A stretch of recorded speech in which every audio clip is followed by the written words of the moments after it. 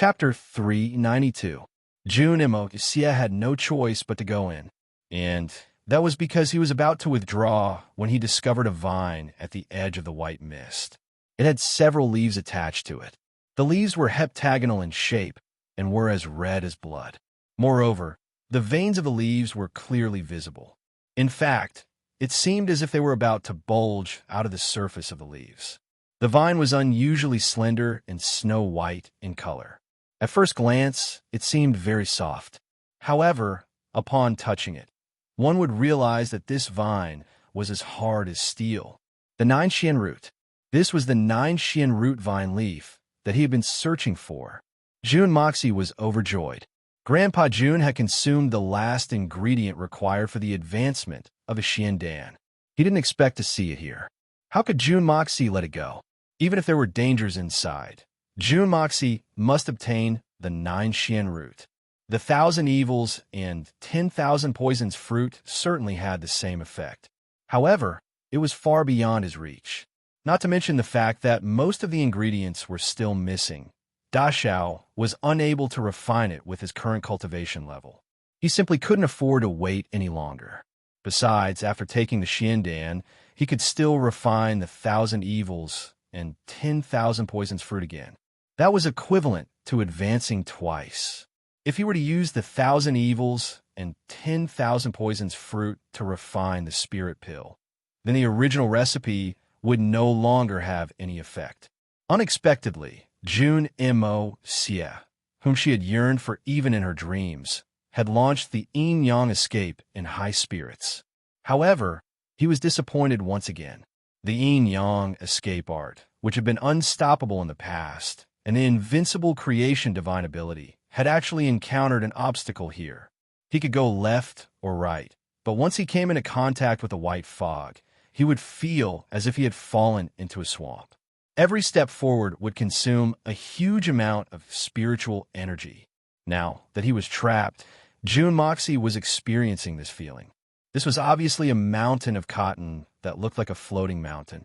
However, after entering, he could not see anything except for the shining white cotton. Under such circumstances, his eyes had become mere decorations. A single color could actually form such a strange concealment effect. The Tian Fa forest actually had such a wonderful place. June Moxie was completely astonished. Of course, he didn't dare to rashly cancel the yin-yang escape and directly use his physical strength to enter. If that was the case, wouldn't he become a living target for the hidden experts inside? He didn't even know that he had been tricked to death. Although activating the yin-yang escape consumed a lot of spiritual qi, it could ensure that he was completely invisible. Even if the person inside had the ability to see through heaven and earth, he would absolutely not be able to see him. This was where his greatest advantage lay. How could the creation divine ability be ordinary? June Moxie was trapped in this wonderful environment. His hand was gently moving along the rattan of the 9 profound root, and he was slowly advancing inside as if he was sleepwalking. He wasn't worried in the slightest because he'd already tested it. Even though it wasn't easy to move forward, it was extremely easy to retreat and escape. He only needed a thought to get out. Therefore, his safety was still guaranteed. June Moxie would only choose to move forward in such a strange place once his safety was guaranteed. He wouldn't step in if there was even a little danger. This was the cautiousness of the king of assassins. However, June Moxie wouldn't return so easily. That was because he was determined to obtain the 9 root. June Moxie's body had disappeared from that valley. The 6 beast kings were drinking wine and celebrating several kilometers away. But they had also clearly heard this muffled and miserable howl from the south. Everyone was startled. Then, it seemed as if they had thought of something at the same time, and they jumped up as if they were on fire. That's the direction of the Tian Fa cave. Long Crane's voice was filled with panic and fear. It's the real Tian Fa cave. Bear Mountain and the other 4 beast kings' complexions turned pale. They didn't dare to be the slightest bit negligent and rushed towards that direction with all their strength. I don't know if it's because of that senior foam from a while ago. We had been drinking wine a while ago. Moreover, he was in a hurry to leave. So, we forgot to remind him that he can't go there. Tiger King Earthcracker was somewhat anxious. Beads of sweat had started to appear on his forehead. He asked in an urgent voice as he sped away. It's hard to say. Eagle King Sky Splitter's face turned even darker. His eagle eyes were looking at the dark curtain of night ahead. Who would dare to barge into the Tion FA forest apart from that senior foe? Would you dare? Ho Chi's complexion was very anxious. He was somewhat impatient as he spoke up. Let's hurry over. We must ask for leniency for him to leave if it's because of that senior foe. This Monkey King had just received a great favor. So, how could he allow his benefactor to have an accident in his territory? Bear Mountain snorted and said, It's still too early to say anything. Who will have the upper hand? It's hard to say who will plead for leniency for whom. But I hope that Old Bear's face is big enough. It could be seen from these words that Bear Mountain's confidence in this mysterious expert had reached an unparalleled level. Of course, it wasn't clear whether Old Bear's face was big enough or not. But his face was certainly thick enough. In fact, he might not be number one in the world. But do at least be peerless. Shut up. What time is this? Let's get there first. Long Crane turned his head and shouted. He felt that running on the ground was too slow. So, he suddenly jumped up with a schwa sound. Then, he somersaulted in midair and reverted to his original form. He had transformed into a majestic and beautiful white crane. Then, he flapped his wings and flew over with a schwa sound. Bear Mountain saw him jump up and understood his intention. So he also jumped up. In fact, he jumped even higher than Long Crane. He was waiting for Long Crane to return to his original form. Then, he would land on the ground, and the two of them would go together. The two Beast Kings had cooperated in this manner for decades, so they were very familiar with each other. However, they had miscalculated this time. Long Crane was very impatient this time. So, he somersaulted in midair and returned to his original form. Bear Mountain saw that he had finally returned to his original form. So, he hastily withdrew his energy and descended. But Long Crane suddenly dashed out with a schwa sound as he was descending. I've completely screwed up. There was a loud bang, and Bear Mountain's burly body, which weighed several hundred kilograms, fell down from midair. Then, he landed heavily on the ground and created a huge crater. However, he had been caught unprepared. So he had been caught off guard. So, he hadn't been injured because of his thick skin, but there wasn't a single part of his body that didn't hurt. So, Bear King sat on the ground and started cursing. The other Beast Kings were in no mood to care about him, so they swept past him. The Eagle King was the kindest of them all. He returned to his original form behind Bear Mountain and grabbed his clothes with his mouth. Then he soared into the sky and threw Bear Mountain onto his back. His speed didn't slow down, and he shot toward the south like a black arrow. The 6 Beast Kings had high cultivation, so they arrived at the forbidden area within a few breaths' time. They looked at the thick white fog in front of them. It seemed as if it hadn't made any sound since ancient times. The 6 Beast Kings carefully examined their surroundings, but they didn't find any traces of anyone coming here, so they were relieved.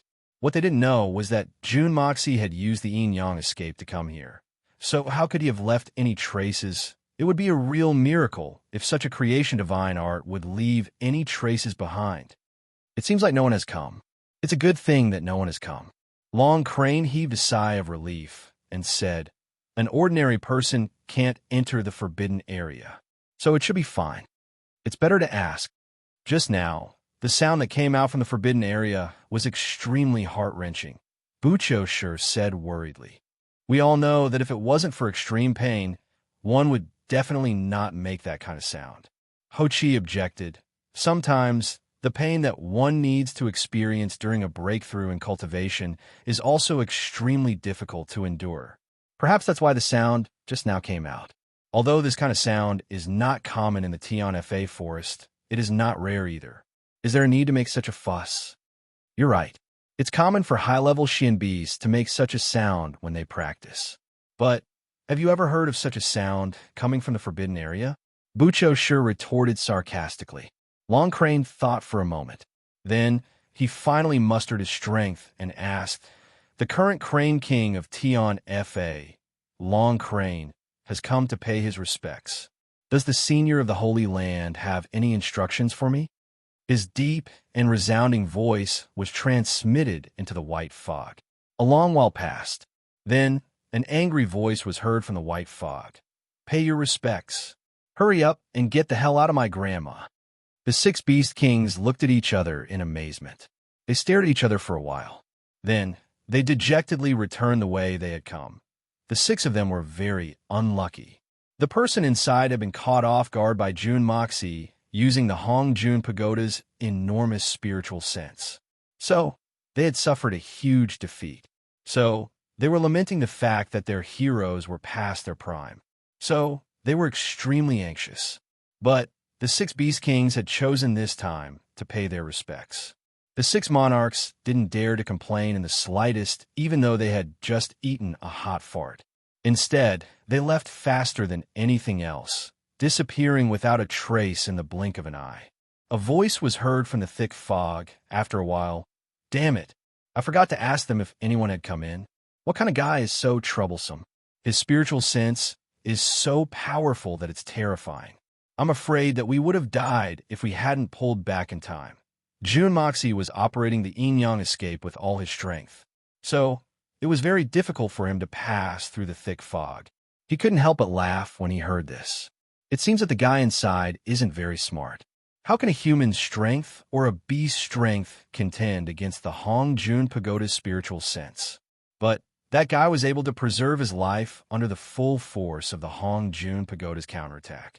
In fact, he didn't even sustain any serious injuries. So that's very impressive. He followed the 9 Xian vine step by step, and he was extremely cautious with each step. Jun Moxie didn't believe that the person inside was living in such a sticky environment. That person would have died. Moreover, he had been leading the 9 Xian vine all the way here, but he hadn't bumped into any trees or vegetation. This is abnormal. The 9 Xian vine exists in this place. So how can there be no other plants and vegetation? This doesn't make any sense. Jun Moxie didn't know how far he had gone, but he finally felt that the white fog in front of him had become thinner. So his spirits rose, and he advanced in that direction with all his strength. Jun Moxie suddenly felt his entire body loosen up. He had finally passed through the thick white fog. He looked around and saw that he was in an open space. The white fog was still thick all around him. He couldn't see the sky or the sun. He couldn't see anything to his left or right. As far as he could see, he could only see a radius of a few hundred feet. Apart from that, there was nothing else but the thick white fog that seemed to stretch on endlessly. There was a clump of trees not far in front of him, and there seemed to be a hillside in the distance, but it was shrouded by the white fog. He could clearly see the faint white fog in the midst of the flowers, grass, and trees. The white fog was thinner in the densely forested areas, and the white fog was thicker in the sparsely forested areas. Jun Moxie finally saw the light. He still didn't know what this white fog was, but he knew one thing. The strange white fog would be less in the lush, forested areas. On the contrary, it would be more in the densely forested areas. Jun Moxie heaved a sigh as he looked at the boundless white fog.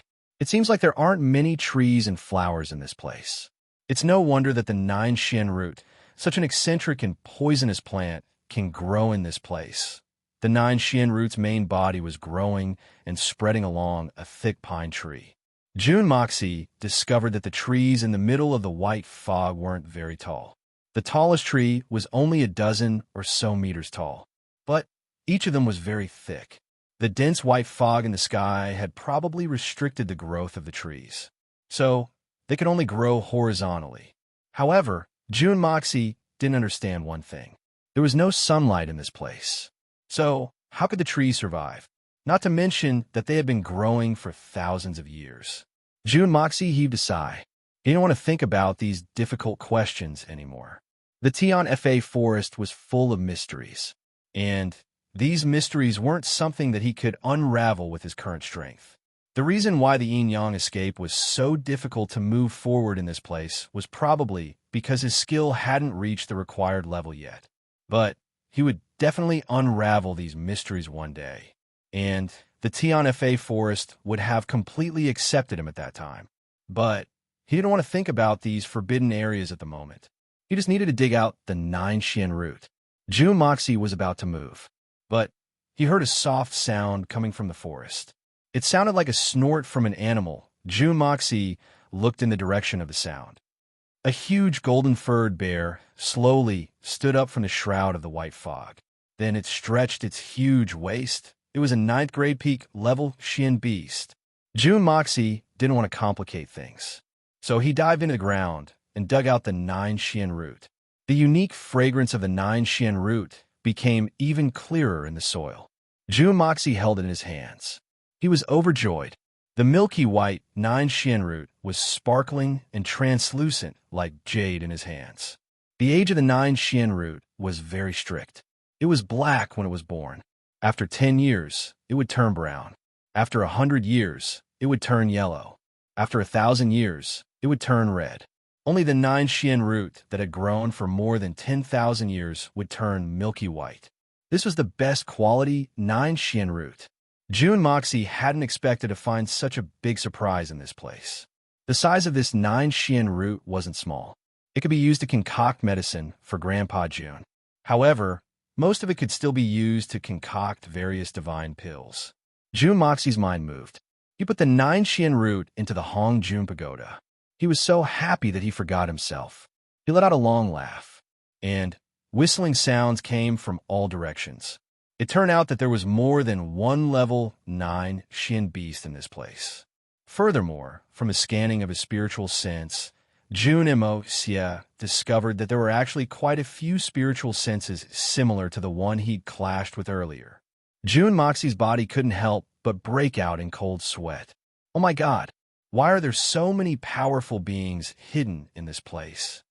However, he didn't dare to delay any longer. So, he rushed out with a whooshing sound. It took a lot of effort to get in, but it was easy to get out. In fact, it only took him a moment to escape from the range of the white fog. He looked at the strange white fog from afar. Jun Moxie's mouth revealed a smile. He then muttered, "I will be back." Definitely. There was a huge rock in front of him. A few large characters were engraved on it, and Jun Moxie finally understood what this place was. Tian Fa Cave. This is one of the most mysterious places in the world. Tian Fa Cave. Not bad. Not bad. It's worthy of being called a legendary mysterious place. Jun Moxie laughed in his heart. His body was like a light breeze as he welcomed the first glimmer of dawn in the sky. Then he swaggered off towards Tiannan City. It was truly a bountiful harvest. Moreover, it was an unexpected, bountiful harvest. This bountiful harvest made Jun Moxie extremely satisfied. Not only did Jun Moxie prepare all the medicinal ingredients for the Xiandan for Grandpa Jun, he had also distributed all the medicinal ingredients needed for the concoction of the Xiandan. With the richness of the medicinal ingredients in Tian Fa Forest, after thousands of years of accumulation, what kind of heaven and earth elixirs could not be found there? Basically, with the exception of some heaven and earth elixirs that could only grow in special environments, Tian Fa Forest could be found everywhere. How much effort would this save him? Moreover, he had a good relationship with the Beast Kings of Tian Fa. They were practically wearing the same pair of pants. This was an extremely powerful help.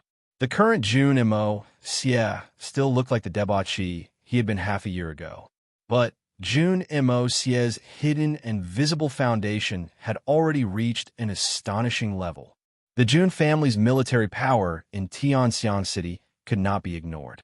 They had a large foundation among the people. Hai Chunfeng and Song Shang had been helping Jun Moxie take care of the underground gangs in the capital. Everything was in order. At least, they knew all the movements in the capital like the back of their hands. In terms of business, the genius businessman, Tang Yuan, was haggling over the smallest details. The aristocratic hall of the capital was like a money-making tree. Moreover, it was the kind of money-making tree that shook several times a day. In terms of personal strength, Junjian Tian was at the peak of Tianxian. Jun Wui was at the intermediate level of Tian Xian. Jun Moxie was at the primary level of Tian Xian. And all three of them were about to be promoted, especially Jun Zhan Tian and Jun Wui. In Jun Moxie's plan, they were already real Shun Xian experts. In terms of external help, one of the 8 great masters, Solitary Eagle, was now a guest of the Jun family. He was also Jun Moxie's grandmother. The Dongfang family's oath was about to be broken by Jun Moxie. At that time, it would be another world-shaking assassin force. Just his 3 uncles were already Shun Xian. Even if the Dongfang family's strength was inferior, how could it be? In the distant Tian Fa forest, there were still 6 Xian Beast Kings working hard to prepare elixirs for him. It could be said that as long as Jun Moxie used his mysterious identity, he could mobilize the peak level 9 Xian Beasts and Xian Beast Kings in the Tian Fa forest to help him in battle. This was not an impossible thing. Moreover, this was what these guys were looking for. Jun Mo Xie had invented a mysterious expert, and that was the most awesome of them all. Who in the world didn't know that the Jun family had such an awesome and peerless master behind them? This invisible deterrent was the Jun family's greatest reliance at the moment. Who in the world would dare to compete with the Jun family because of this? Didn't they see that the second great master, Li Ju Tian, had turned into ashes? Moreover, the Bailey family's genius, Bailey Luo Yun, was waiting in the southern Heaven City. Recruiting Bailey Luo Yun was also related to Jun Moxie's big plan. It could be said that the current Jun Mo Xie, even in this world of mortals, already possessed a decisive power. Chapter 393. In Tianan City. After Jun Moxie left Guan Qinghan's tent, the exhausted Guan Qinghan closed her eyes and lay on her bed. Because Da Xiao was by her side, her spirit was always very tense, and her heart was not distracted. How could she care about other things? As soon as Da Xiao left, her cold mind instantly slackened. All the fatigue and pain attacked her at the same time. Only then did she feel that there was no part of her body that was not in pain. Even a very subtle movement would cause abnormally severe pain. It's all that damn enemy's doing. How could he be so painful? Guan Qinghan's entire body felt weak. She didn't even feel like moving her little finger. 2 streams of tears streamed down her cheeks. It wasn't because she regretted helping the young master to expel the effects of the drug, nor was it because she resented Jun Mo Xie. Instead, it was because she was in too much pain. She was the only person in this place. So, her tears were the only way to alleviate this pain. There was no doubt that in the previous sudden storm, although Guan Qinghan had been passively bearing it and had long been mentally prepared, she still inevitably exhausted every bit of her physical strength and profound strength. Now, she felt that from her bones to her muscles, there was no place in her body that could release any strength. Guan Qinghan felt a little surprised that her eyeballs could still move. The 2 lines of clear tears were almost the only reaction she could make. In fact, when she used up the last of her strength to stand up in Jun Moxie's tent and put on her clothes in order to protect her dignity and pride, she was already like this. However, she didn't want to show her weakness in front of Jun Moxie. She kept telling herself that this was a mistake. In order to save him, in order to save the only descendant of the 3rd generation of the Jun family, she had no other choice. After this incident, there would be no trace of the spring dream. They would have nothing to do with each other, and there would be no need to do so. Although she wanted to, she couldn't convince herself. You are my woman. This is the truth. Jun Mo Xie's domineering face and unquestionable tone when he'd said those words had appeared in front of her eyes over and over again like a dream. She'd then replayed it over and over again. Once everything settles down, I'll marry you. It was still that man's voice. Was it a promise? Was it a wish? Wasn't that a mistake? Really? But why am I so afraid? But in my heart, why is there still a trace of shyness and happiness? Even if I did it to save the only descendant of the 3rd generation of the Jun family, why didn't I die to apologize to the world? Why didn't I use my life to protect the reputation of the 2 families? I didn't even think of doing so. Why? Am I actually a shameless woman? Why? Lying quietly on the bed, Guanqing Han's thoughts were like a tide, surging endlessly, as if she had completely forgotten about the discomfort in her body. His face suddenly turned red, then white, and then red again, all the way to his neck, alternating back and forth. 2 lines of tears slowly flowed down from the corners of her eyes, soaking her satin-like black hair. But this time, it wasn't because of the pain. Tonight was destined to be a sleepless night. After an unknown amount of time, it seemed as if someone was talking outside, but Guanqing Han didn't care. At this time, how could she be in the mood to care about such trivial matters? But even if you weren't in the mood to care, things would still come to bother you. The curtain of the tent was lifted, and a small head poked its head inside. It looked around furtively, and then tiptoed inside. "Elder Sister Guan, are you all right?" Dugu Xiaoyi's face was full of shame and loss. She looked at Guanqing Han with tearful eyes, and then carefully sat on the edge of the bed. The little girl's figure had visibly thinned out in the middle of the night. The little girl was born in one of the largest families in the entire Tian Empire. But the younger generation of this huge family were all boys except for her. So Dugu Xiaoyi was the only red dot in the middle of the green. So the amount of love and care she received was unimaginable. In this era, men and women were the most guarded against each other. Even an ordinary girl from an ordinary family would have to abide by the rules before she was married. She would have to be strictly guarded for fear that the slightest bit of bad news would spread. So, how could a super family like the Dugu family be able to do that? Not to mention others, even the servants in the family had to be vigilant at all times. If anyone dared to say something that shouldn't be said in front of the madam and miss, it would be an unforgivable crime.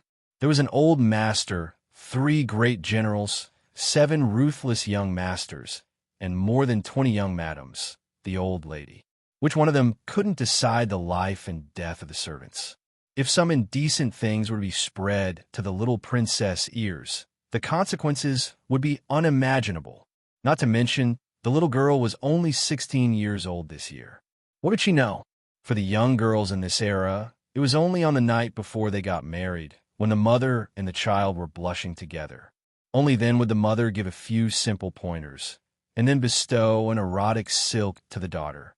Then, she would sneakily let the daughter keep it close to her body. Of course, there would also be a piece of white handkerchief that she would carry with her at all times, indicating the purpose of it. Then, she would send her mother's most trusted personal nanny to escort her to the wedding. At this time, the real enlightenment would begin. That was how to do certain things and so on. This loyal and devoted old nanny would teach her by example. Cough, cough, cough. Even her own mother would be too shy to talk about it in front of her own daughter.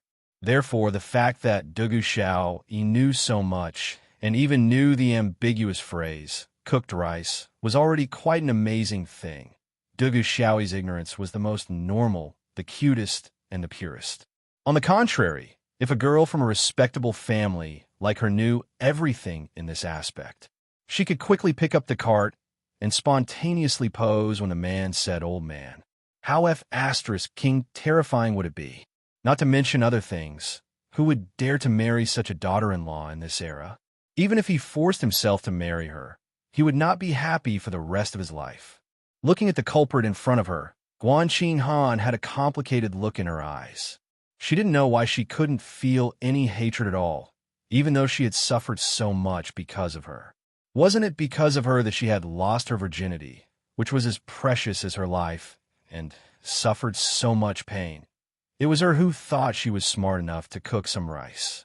The firewood was burning and the rice was cooked, but she was scared away by the rice that she had cooked, and then she took advantage of it. Wait a minute. Why did she say took advantage of her? Obviously, she was the one who suffered undeserved calamity. How could this be called taken advantage? It's so painful, it's so painful. How much did I suffer? Thinking of this, Guanqing Han's face suddenly burned like a fire, but she didn't know whether it was because of anger or shame. Sister Qing Han, I'm really sorry about that. I didn't mean it. I really didn't know it would turn out like this. Dugu Xiaoyi had a sad face, and her face was full of heartache. However, her heartache was because she had missed that once-in-a-lifetime great opportunity. Moreover, the rice that she had cooked was eaten by someone else, and she still had to apologize and apologize. The little girl felt very wronged. It's nothing. It's all in the past. Guan Qing Han forced a smile. She wanted to raise her hand, but she couldn't. It was really too painful. Even the slightest movement would cause a heart-wrenching pain. Sister Qing Han, does it hurt? Dugu Xiaoyi stammered for a long time. Seeing that Guan Qing Han didn't move at all, she couldn't help but ask curiously, Sister Qing Han, does it hurt? A cough, cough, cough. Guan Qing Han blushed and looked at her. How could she answer this question? No matter how she answered it, it wouldn't be right. Sister Qing Han, actually, even if you don't answer me, I know that it must be very painful, right? Sister Qing Han, you've suffered. Dugu Xiaoyi said with some sympathy. He hit you, right? He hit me? Guan Qing Han's beautiful eyes widened inexplicably. Where did this come from? Jun Moxie was poisoned, and he wasn't crazy. Why would he hit me? Yes. That day, I also saw Brother Mo Xie's expression. It was too scary. He must have hit you. AI, it's all my fault. Dugu Xiaoyi said with some absent-mindedness. It was obvious that she wanted to say something, but didn't dare to say it. Guan Qing Han finally understood. It turned out that this little girl didn't understand anything. Just now, she thought that. However, her courage was a little too big. How could she dare to ask anything? Sister Qing Han, can I ask you a question? Dugu Xiaoyi saw that Guan Qing Han suddenly smiled. Her heart inexplicably relaxed. She couldn't help but feel relaxed. It was a little bit like her usual unscrupulous self. What question? You can ask. Guan Qing Han looked at her tenderly. She couldn't do anything about this little girl. A cough, cough. How did you eat? Is it delicious? Dugu Xiaoyi's hands rubbed the corner of her clothes. Her charming face was crimson. She was somewhat embarrassed. What? What do you mean, how did I eat? I didn't eat anything. Guan Qing Han looked at her in surprise. Why did this little girl speak so incomprehensibly today? It's Brother Mo Xie. Wasn't he cooked by me? Dugu Xiaoyi's voice became lower and lower. Her face became redder and redder. She gathered her courage and asked, after that, the cooked rice was eaten by you alone. How did you eat it? Chapter 394. Today's breakout, the 11th of this month, the 6th breakout. I'm very satisfied, even though I only occupied 3rd place for one day. That moment of glory was given to me by you. It was given to the evil monarch by everyone. So, leave the writing to me and the monthly votes to you. The glory belongs to us. The first chapter has arrived. 234, it's nighttime. Today, I'm going to my aunt's house to look at the autumn. Haha, it's a local custom to visit relatives during the Dragon Boat Festival and the Mid-Autumn Festival. But don't worry, I won't go back on my word since I've said that I'll break out. I feel that my character is still very strong until now. I won't say anything else. I'll leave everything to you. Jun Moxie's thinking was very simple. He didn't want to run into a marathon debate and wrangle with the other party when it was inconvenient for him to act. You're not obedient, are you? Very well. Send an assassin to kill him with a sword, and then we'll talk. Do I have the time to waste with you guys? My time is very precious. Hai Chun-Feng and Song Shang were stronger than Bailey Luo Yun, but Hai Chun-Feng was a man who valued friendship and righteousness. His character was close to that of a chivalrous character, and he couldn't take on this responsibility. Song Shang was addicted to alcohol, and that was his greatest weakness. Therefore, neither of them were suitable to be the core of the army. Therefore, Jun Moxie attached great importance to Bailey Luo Yun. Jun Mo Xie's silhouette passed through the commander's tent. Jun Mu Yi, Solitary Falcon, the 3 Dongfang swords, Duan Mu Chao Fan, Sikong and Yi, and the others couldn't help but be startled when they saw him. They felt a kind of cold and towering aura permeating the entire world. It was like a peerless sword that had killed countless people, flashing past in front of the tent.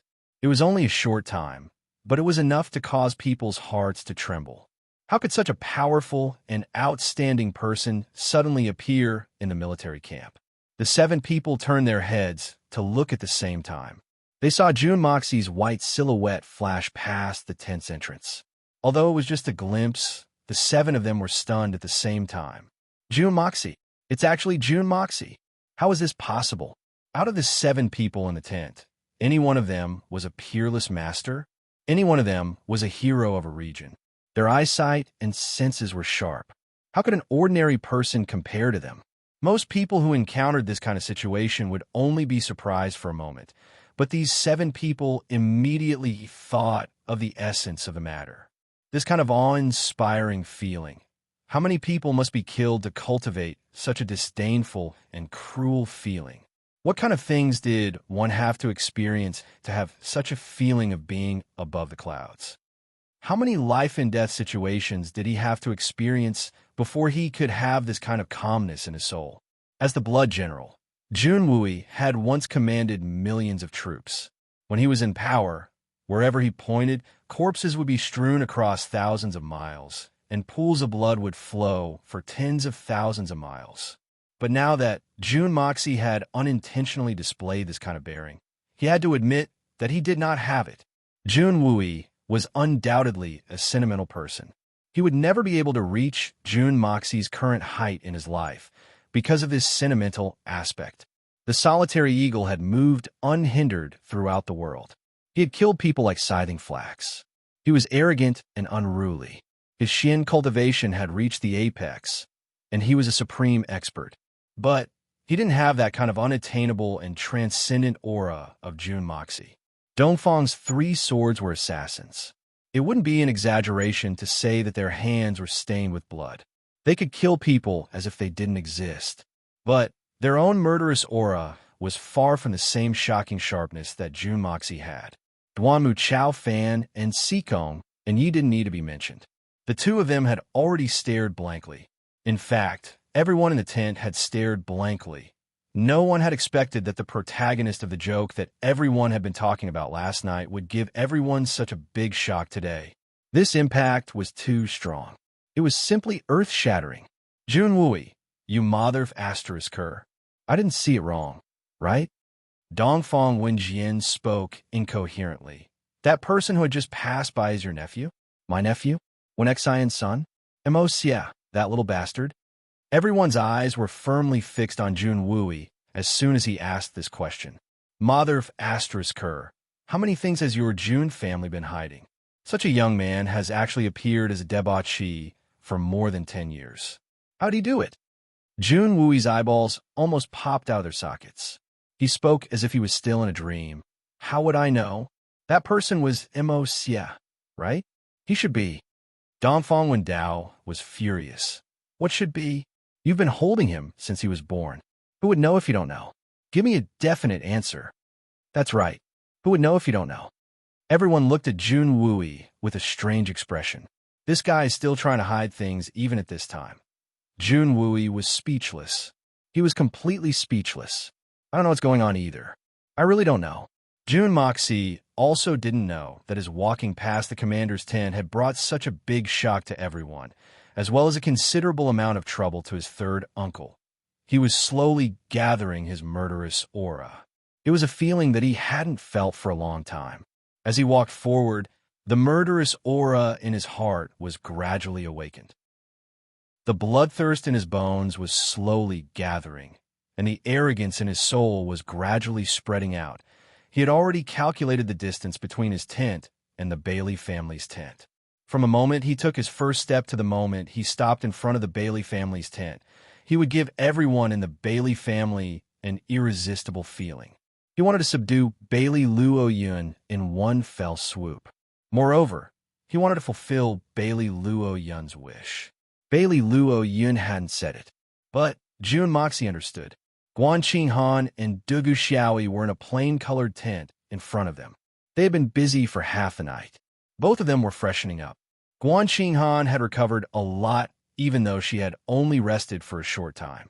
After all, Da Xiao had helped Guan Qinghan to recuperate. Moreover, she had rested for a whole night. So, she had recovered a lot. At least she could move and walk now, Dugu Xiaoyi sighed in despair. It seemed that she wasn't as energetic as Guan Xinghan. The little girl's eyelids drooped down with a heavy heart. She gestured at her chest and buttocks from time to time. The more she gestured, the more inferior she felt. Why are you squeezing? Why is elder sister Qinghan so big? Dugu Xiaoyi had somewhat lost her self-confidence. She hung her head and said in a dejected manner, Elder sister Qinghan, your figure is very good. It's big when it should be big. How did you do it? Guan Qinghan blushed. She said angrily, What do you mean, how'd I do it? You're still young. You'll be big in 2 years. Perhaps you'll be bigger than me. Dugu Xiaoyi held her cheeks in her hands. Her soul had wandered away. She didn't hear what Gu Xiaoyi had said. She murmured so big, so soft. Elder brother, Mo, Xie, must be very comfortable to touch. I felt very comfortable when I touched it last night. Can I be that big in the future? Can I really? Guan Qinghan was embarrassed and anxious. She covered her mouth. Stupid girl, what are you yelling for? Dugu Xiaoyi's mouth was covered by Guan Qinghan's hand. Tears started to flow down her cheeks. Drop by drop, they fell on Guan Qinghan's hand. She looked very pitiful. Guan Qinghan was shocked. She thought that she had hurt her. She quickly let go of her hand. Dugu Xiaoyi's tears flowed more and more. They slowly formed a line. Her mouth was about to flatten. Her eyes were filled with helplessness. It was obvious that she was extremely sad. What's wrong with you? Quick, tell me. Guan Qinghan wiped her tears in a flurry. She asked worriedly, I know that elder sister is comforting me. My big place isn't as big as yours, and it's not soft, boo-hoo. Dugu Xiaoyi finally started to cry. Moreover, I let go of such a good opportunity last night. I'm so stupid. I'm so stupid. I'm so stupid. Dugu Xiaoyi cried so hard that she couldn't catch her breath. She was sobbing nonstop. Guan Qinghan was completely speechless at this moment. Dugu Xiaoyi suddenly saw a figure. She stopped crying. She rubbed her eyes hard as if she couldn't believe her eyes. She exclaimed in surprise, Big brother Mo Xie? Dugu Xiaoyi had called out elder brother Mo Xie in an unfathomable manner. In fact, it seemed as if she had seen a ghost in broad daylight. Guan Qinghan didn't want to turn around. But when she heard Dugu Xiaoyi's voice, she couldn't help but turn around. Not far away, a figure in white was slowly approaching. He stepped on the rising sun. He was like a jade tree in the wind. But as he approached, a stifling aura assaulted his senses. At this moment, Dugu Xiaoyi almost thought that she had seen the emperor. Yes, this was the feeling. This was a feeling that could only be felt when facing an emperor who held great power and looked down on the common people. It was the style of a monarch. His light footsteps sounded like he was stepping on the drums of the mortal world. It made the millions of living beings in the world rejoice, fear, and worship him. Is this still the Jun Moxie that I can't forget? Is this still the glib-tongued Jun Moxie, my big brother Mo Xie? Dugu Xiaoyi fell into a trance. She felt as if she was dreaming. Her beautiful eyes were filled with fanaticism. She was a little intoxicated. At this moment, the image of Jun Moxie overlapped with the dream that she had had since she was young. My husband, I want to be such an unparalleled hero, trampling all the heroes of the world under his feet, ruling over the earth, but only to me with a glib tongue, very considerate, able to tease me when I'm unhappy, hug me when I'm sad, and laugh with me when I'm happy. This is the kind of husband I'm looking for. On the other side, Guan Qinghan was also stunned at this moment. The image of Jun Moxie made her forget the image of Jun Moxie as a playboy. She had originally wanted to turn her eyes away the moment she saw Jun Mo Xie. But for some reason, she was completely captivated by his elegant demeanor and could not move her eyes away at all. At this moment, Jun Mo Xie's clear and cold gaze shifted over and met Guan Qinghan's startled gaze. Guan Qinghan's body trembled. Since that night, this was the first time she saw Jun Moxie in broad daylight. The moment their eyes met, a thought suddenly popped up in her mind. Could it be that he had changed into another person? This domineering man was filled with an astonishing aura of supremacy and filled with a resolute, murderous aura. Was this really the man who took her virginity last night? The man who used to be a playboy? Why did he change so much? The two of them looked at each other silently. June Moxie's eyes seemed to convey something, but he didn't stop. His cold eyes regained their sharpness. He walked step by step towards the Bailey family's tent. His aura had risen to the peak. Chapter 395. Today's outbreak. The second chapter has arrived. The third and fourth chapters have been hard at work. They rushed back at 17 o'clock in the afternoon. Then, they started to write with all their might. The Bailey family's people didn't need June Moxie to approach them. They had already felt this fierce aura. After all, Bailey Xiongfeng was at the level of Shun Xian. So, his Xianqi cultivation was only slightly inferior to the three Dongfang brothers. The other two men from the Bailey family were also Sky Xian experts, and Bailey Luoyun was at the peak of the Jade Xian realm. So, how could they not be able to discern such a clear, murderous aura? It was very obvious that this formidable aura was coming toward their tent, and they were the targets. The curtain of the tent was lifted. Bailey Xiongfeng and the other three men stepped out at the same time. The pupils of the leader of the Bailey clan, Bailey Xiongfeng, contracted as he looked at the tall, jade-like silhouette that was slowly walking towards them. The young man before him was bathed in the golden light of the morning sun. He was giving him a great deal of pressure. How is this possible? He's only a young man.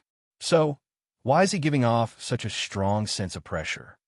That pair of indifferent eyes seemed to be able to see through all of his thoughts. Bailey Xiongfeng felt as if his life and death were in the hands of this young man.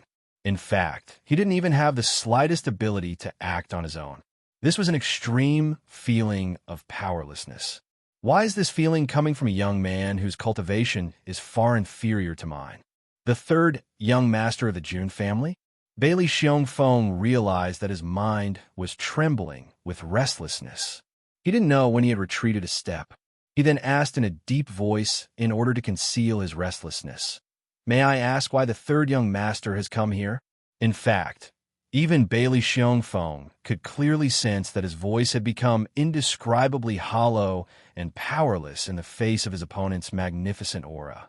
The three experts of the Bailey family had been forced out of the tent by June Moxie's imposing aura. So, they had fallen into an absolute disadvantage. They had lost the right to speak on equal terms. It didn't matter if they were Shun Xian or the Great Master. The result would be the same, because they were forced to come out. If they could just stay inside the tent and wait for June Mo Xie to speak first, then no matter what June Mo Xie said or whether he wanted to see them or provoke them, their situation would be much better. Unfortunately, none of them managed to do so. There was another member of the Bailey clan behind Bailey Xiongfeng, Bailey Luoyun.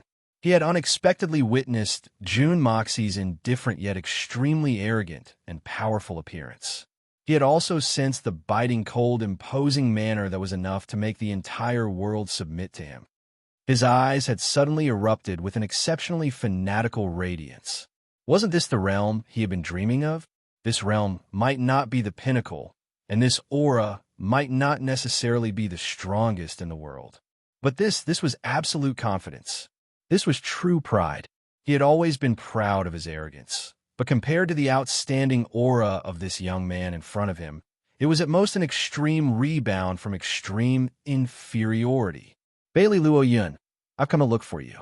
We've made an agreement before," June Moxie said in a dull tone. He didn't pay any attention to the leader of the Bailey clan, Bailey Xiongfeng. He only spoke to Bailey Luoyun. In fact, he even smiled in a relaxed manner. It seemed as if he hadn't heard the question of Bailey Xiongfeng, the leader of the Shun Xian clan. Or perhaps he didn't even bother to reply. This was complete disregard, undisguised disregard. The Bailey clan's self-destructive short-sightedness made June Moxie look down on them. From this moment on, the Bailey clan had been removed from the evil monarch's heart. For Bailey Luoyun, for his own plan, Bailey Xiongfeng felt the anger in his heart burning. He suddenly felt as if he had lost his mind. This feeling had rarely happened even when he was an Earth Xian expert in Tian Xian, let alone when he was a first-grade expert in the Shan Xian clan. However, his decades of cultivation and the demeanor of an expert seemed to have been thrown out of the window in front of this youngster. Bailey Xiongfeng didn't know what was going on. He took a deep breath and tried his best to suppress his anger. Then he shouted, "Jun Moxie, I'm talking to you." Bailey Xiongfeng was extremely angry because of the Jun family's sudden strength. Moreover, they had the support of the second great master. However, he still acted appropriately. After all, the Bailey family couldn't afford to offend that man. Bailey Xiongfeng was well aware that even a colossus like the Silver Blizzard City couldn't afford to provoke that person, let alone the Bailey family. Therefore, Bailey Xiongfeng's tone remained gentle even though he was angry. "I've been thinking about our bet, so I asked the third uncle to keep you here. Now I've finally found the time." Jun Moxie smiled heartily. He looked at Bailey Luo Yun in a friendly manner. He then asked, "You're not in a hurry, are you?" Jun Moxie didn't hear Bailey Xiongfeng's words. This was equivalent to two resounding slaps on Bailey Xiongfeng's face. Bailey Luo Yun suddenly felt a trace of emotion in his heart. He felt a trace of enlightenment. Jun Moxie had spoken to him. In fact, he hadn't even glanced at Shun Xian Bailey Xiongfeng out of the corner of his eye. In fact, he hadn't paid any attention to the leader of the Bailey family. This proved that the Bailey family didn't exist in Jun Moxie's eyes at this moment. What about Tian Xian? What about Shun Xian? He has no regard for anyone else. There's only one person in Jun Moxie's eyes at this moment. Bailey Luo Yun. Why? However, Bailey Luo Yun was very clear about this reason. This youngster understands me very well. In fact, he knows what I'm thinking. That's right. He's taking revenge for me at this moment. He's taking revenge for me. I've been bullied by the Bailey family for more than 10 years. He knows that even if I leave the Bailey family, I want to leave in a dazzling manner. I want to leave in a free and unrestrained manner. I don't want to sneak out like a dog. I'm a genius. I know my own worth. I would have left the Bailey family a long time ago if I wanted to. No family would refuse a genius like me to join them. But I didn't leave. I wanted the glory that belonged to me. I wanted to take revenge. I didn't want to steam the man too. I wanted to take revenge. And now, the glory that I've yearned for even in my dreams has been bestowed upon me by this youngster in front of me. He didn't hesitate to offend a great family like the Bailey family for the sake of my glory, for the sake of the injustice that I've suffered, for the sake of helping me take revenge. Who else in this world would do this for me? Jun Moxie hadn't even spoken a word to recruit him, but Bailey Luo Yun was already filled with admiration in his heart. A ray of light flashed in Bailey Luo Yun's eyes. He didn't say anything, but he had made a promise in his heart. Jun Moxie is doing what I've asked him to do. Jun Moxie isn't afraid of anything for the sake of his promise. He's insolent. And I must also fulfill my promise. A promise of a lifetime. I'll never abandon him in this life. I'll swear loyalty and devotion to him. However, Bailey Xiongfeng's entire body was trembling in anger. Jun Moxie considers everyone beneath him, and this has made this Shun Xian expert stamp with fury. Your Jun family has a peerless expert to oversee it. Even if your Jun family has washed away its decline, and even if your Jun family has regained its illustrious prestige, but you're still wet behind the ears, and you dare to look down on the Bailey family? You don't even care about me, Bailey Xiongfeng. This is intolerable. Your Jun family may be enjoying limitless glory at the moment, and no one would dare to touch you. But you can't bully others just because you've gained power. Bailey Xiongfeng wasn't a broad-minded person. He didn't care about the future of his family. In fact, he tried to push Bailey Luo Yun to his death, and it wasn't hard to see that. Moreover, he had personally escorted Bailey Luo Yun to the southern Heaven City to die. So, it could be said that he had gone to extremes, and everyone could see his true colors. However, a person like that would always value his own face. Bailey Xiongfeng let out a low roar. Then, he took a few deep breaths. He was worried about the people behind the Jun family. So, He tried his best to suppress the anger in his heart. But it was a pity that the more he suppressed his anger, the more it burned. He clenched his teeth and spoke in a muffled voice. June, M.O. Xie. Bailey Xiongfeng would have put on a fawning and flattering face if Da Xiao had shown him a little respect at this moment. In fact, it would have been the same as when he had flattered the Shui Hun Manor back then. That was because the Jun family's prestige was far greater than that of the Shui Hun Manor in the past. In fact, it was far greater than that of the Shui Hun Manor. So, how could a trifling family like the Bailey family provoke them? Even if it's only an empty reputation. Unfortunately, Jun Moxie still didn't pay attention to him. In fact, it seemed as if he hadn't even heard that muffled thunder-like roar. Da Xiao didn't care about the existence of a trifling Bailey Xiongfeng. Jun Moxie looked at Bailey Luo Yun and smiled. I know that you're still worried. You're worried that your father will suffer unfair treatment from the Bailey family because of you. In fact, he might even be bullied and persecuted even more. But I can tell you that you don't need to worry. Jun Moxie smiled brightly. He lowered his voice in a serious manner. It seemed as if he was comforting Bailey Luo Yun. But it also seemed as if he was announcing something. I don't care about the Bailey family's trash. In fact, I've never cared about them. He had lowered his voice, but he had still spoken these words. I just hope that your worth is worth my effort. Bailey Xiongfeng's cultivation had reached the level of Shun Xian. So, he could hear Jun Moxie's words very clearly even if he lowered his voice. Jun Moxie had lowered his voice. It seemed as if he didn't see Bailey Xiongfeng as a human being. Bailey Xiongfeng felt a wong sound in his head. It seemed as if something had broken. He clenched his fists, and his eyes turned red. His face turned purple like an eggplant. Then, he suddenly faced the sky and roared, How dare you? You're infuriating me. Jun Moxie blinked his eyes. He clasped his hands behind his back and slightly frowned. Then, he said to Bailey Luo Yun in a leisurely manner, The weather isn't good. The sun is blazing, but it's thundering. It's truly a drought. Chapter 396. Today's third update is here. Fourth update is in progress. Please give me some encouragement. Bailey Xiongfeng had completely ignored the fact that the Jun family had an unrivaled, peerless expert behind them. It would have been fine if Bailey Xiongfeng had ignored the fact that the Jun family had an unrivaled, peerless expert. After all, the expert wasn't in front of him, so he wouldn't be finished right away. But he had overlooked another fatal point in his rage. He was already at an absolute disadvantage in terms of aura. Right now, all of his actions were under the control of Jun Mo Xie's aura, and everything was within Jun Mo Xie's grasp.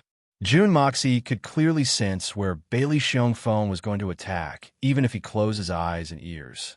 Moreover, Bailey Xiongfeng had been enraged by Jun Moxie, so his attacks had lost the sharpness of a Shun Xian expert. His white robe flashed. Jun Moxie's agility was exceptionally graceful as he floated backwards.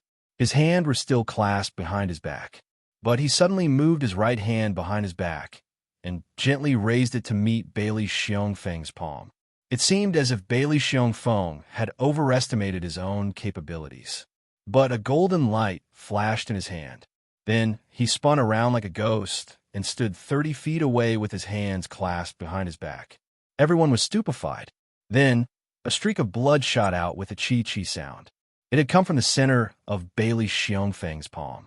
One move. Only one move. Jun Moxie was a youngster whose cultivation level was lower than Bailey Xiongfeng's.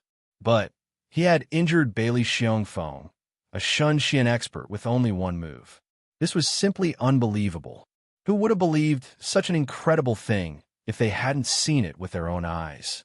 Even Bailey Xiongfeng himself couldn't believe that he had been injured until he felt a sharp pain in his hand. He had clearly experienced it himself. He had been injured by a 17-year-old youngster. Bailey Xiongfeng is finished. The 7 experts that had followed them were hidden in a corner where no one could see them. With their cultivation, they naturally did not have to worry about being discovered by others. Seeing everything that had happened here, they could not help but sigh. The one who spoke was Dongfang Wanjian. That Bailey Xiongfeng is done for. When he was forced out by Mo Xie's aura, he was already defeated. Solitary Eagle Lang Lang said. When he was angered by Mo Xie to the point of vomiting blood, his defeat was already decided. Bailey Xiongfeng was defeated by himself. His character is despicable, but his ability is still at the same level as that of Shen Xian. So, he wouldn't have been defeated so easily by a brat who has just entered the Tian Xian realm. Everyone nodded in agreement and fell into deep thought. However, Solitary Eagle, who had just finished speaking, was stunned. He was frightened by what he had just said. He screamed after a long while. His long hair stood on end as he said, "Initial Tian Xian realm. What did I just say? Did I see it wrong? I've really seen a ghost. Mother of asterisk her, when did this brat reach the sky profound primary level?" His incredulous eyes swept over Junwu Yi, the 3 Dongfang swords, and the others. He was one of the 8 great masters. However, his eyes were brimming with incredulity at this moment. I clearly remember that he was at the peak of the Jade Xian realm at the time of the Xian Beast War. So, how did he become a Sky Xian expert after only 2 days?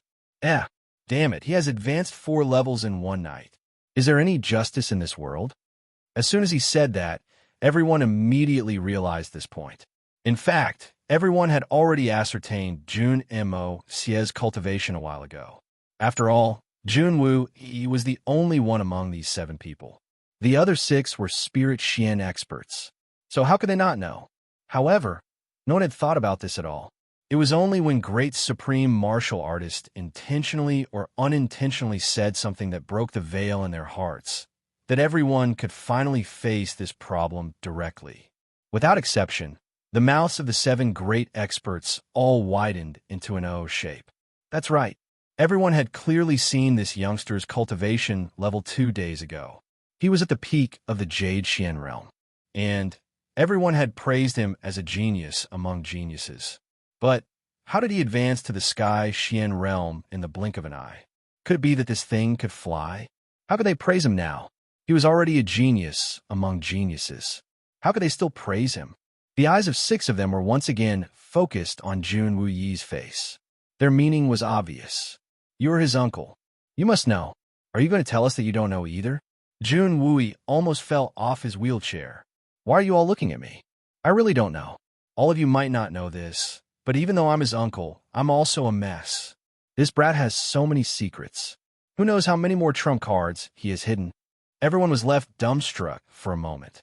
They saw that Junwu Yi wasn't going to give an explanation. Moreover, there was an even more wonderful show being broadcasted live. So, everyone couldn't help but focus their attention on the fight. After all, a Tian Xian Realm Jr. had defeated a Shun Xian Realm Jr. This was a classic battle that could only be seen once in 1,000 years. Looking at the bloody hole in his palm, Bailey Xiongfeng was dumbstruck. He could not believe it. His hand, after so many years of cultivation, it was already impervious to fire and water. Even if it was roasted in a stove, it could last for a few hours without any damage. Even if it was a treasured sword, he would dare to block it with his bare hands without getting hurt. But now, he could not even see the opponent's weapon clearly, and it had already pierced through his palm. Behind him, Bailey Hanhai's eyes were wide open. He had never seen his elder brother in such a difficult situation. Moreover, he was in such a difficult situation at the hands of a young man. Bailey Luo Yin looked at everything calmly. To be honest, he was also very surprised. Although he was surprised, it was within his expectations. Jun Mo Xie had arrived in such a domineering manner and hadn't given the Bailey family any face. So, Bailey Luo Yin knew that this matter was bound to happen. Jun Moxie would not have done this if he was not confident. Although this was Tianan City, it was the Jun family's home ground. With so many experts around, he believed that any one of them would be able to kill Bailey Xiongfeng. However, Bailey Luo Yin did not expect that Jun Moxie would personally make a move.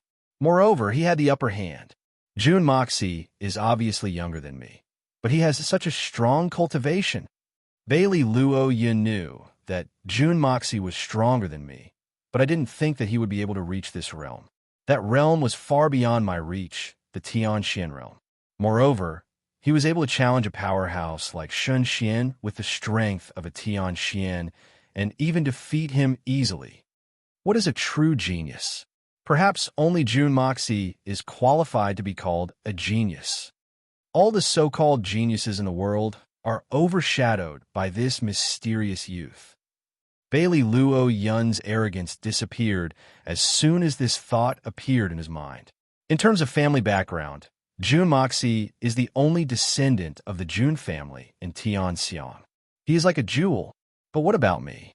In terms of Xian strength, Jun Moxie is only 17 years old, but he has already surpassed me by more than one level. In fact, the difference is like heaven and earth. They can't be mentioned in the same breath. I was still feeling complacent about Yu Xian's achievements. But this youth who is 6 or 7 years younger than me is already fighting with a powerhouse like Shin Xian. Moreover, he has the upper hand. What is there to be proud of? Can I be reserved? Bailey Luo Yun was thoroughly convinced. But Bailey Xiongfeng was completely enraged on the other side. In fact, he had gone crazy. He couldn't accept such a crushing defeat.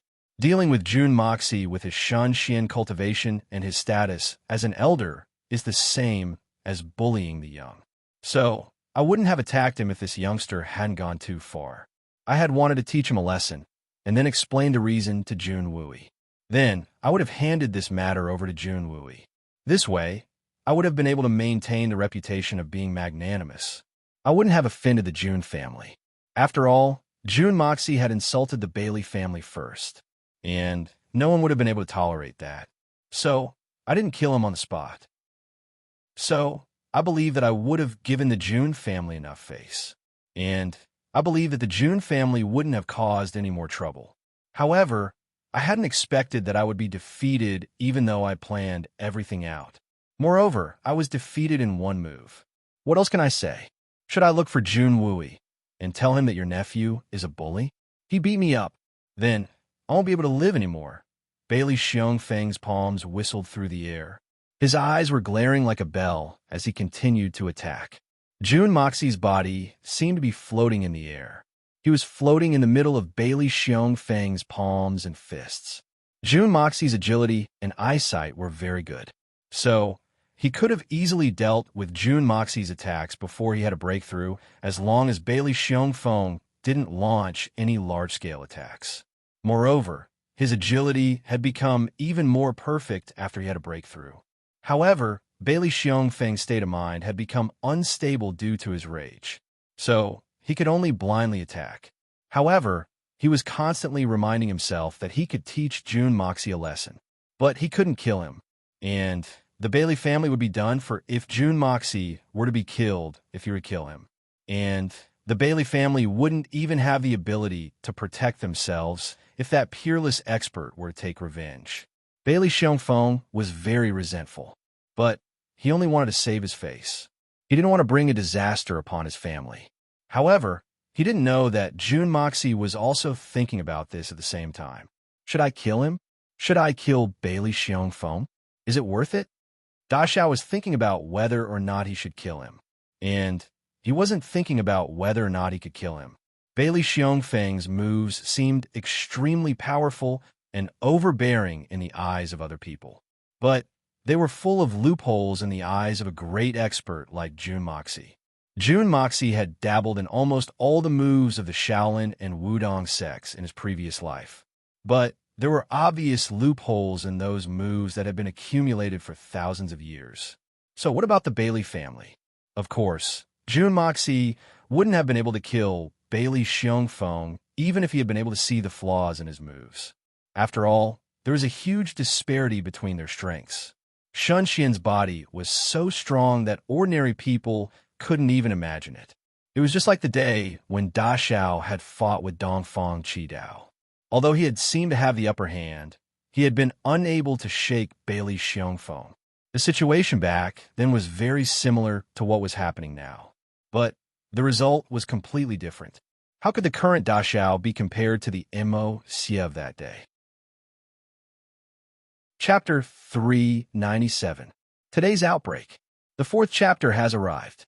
After transforming ordinary iron into a rare metal, it had become so powerful that it could cut through iron as if it were mud, even though it was only a small amount. June Moxie had secretly used that toothpick-sized sword to make a hole in Bailey Xiongfeng's hand. This was a clear proof of this. June Moxie needed to consider whether to kill him or not. What would be the benefit of killing him? What would be the benefit of not killing him? Which was more important? He needed to weigh the pros and cons. Bailey Luo Yun would have no choice but to rely on him if he killed Bailey Xiongfeng. But if he didn't kill him, June Moxie chuckled. He suddenly felt that he was being silly. The result would be the same whether he killed him or not. However, June Moxie realized that the real knot in his heart was the condition that Bailey Luo Yun had proposed on that day. Slaughter everyone from the Bailey family who had come here. However, June Moxie didn't want to do so. It wasn't that Da Xiao didn't want to accept this condition, or he had some other misgivings. But Da Xiao didn't want to go along with Bailey Luo Yun. Who will be the leader if I agreed to whatever that kid said? Wouldn't that affect my authority? However, June Moxie realized that he had been overthinking. Bailey Luo Yun didn't want to kill them. But the real issue is, do I want to kill them? If I don't want to kill them, even if Bailey Luo Yun begs me, even if he begs me, it'll be in vain.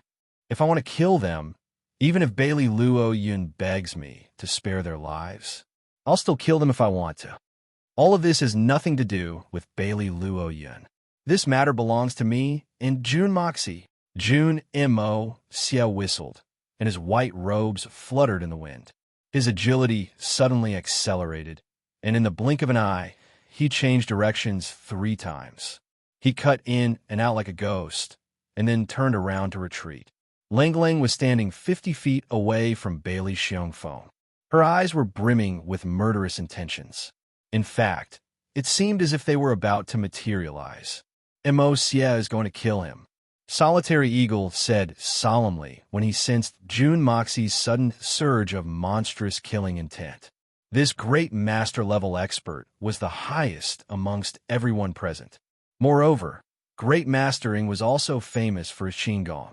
Therefore, he was the only one who could clearly see through Da Xiao's every move. Even the 3 Dongfang brothers, who were also famous for their movement techniques, couldn't see through June Moxie's movements when he displayed his extreme speed. June Moxie had continuously changed his position a moment ago, and it was precisely because of the 3 biggest loopholes in Bailey Xiongfeng's moves.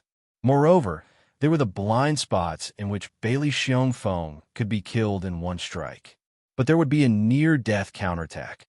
Therefore, June Moxie had retreated in a flash and was looking for a better opportunity. Sikong and Yi had been paying attention to the development of this entire matter from the beginning to the end. He couldn't help but sigh. This boy is advancing step by step. His strategy is brilliant.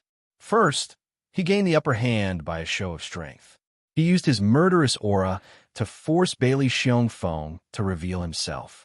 Then he put him in a disadvantageous position in 1 fell swoop. His agility is so fast that I've never seen anything like it in my life. June Sunshao has been leading the fight from the beginning. He has restrained his murderous aura after he had successfully provoked the fight. Then, he has used some words to provoke Bailey Xiongfeng's most powerful anger. This has made him lose control of his emotions and abandon his usual sobriety. Consequently, he has made a mistake in his judgment. Then he has struck a thunderous blow and injured Bailey Xiongfeng's right hand. And he has disrupted Bailey Xiongfeng's rhythm. He has finally revealed his fangs now. He has displayed his extreme agility and is preparing to deal a fatal blow. This is a one-on-one fight between 2 people. But it's the most efficient and effortless way to deal with the enemy.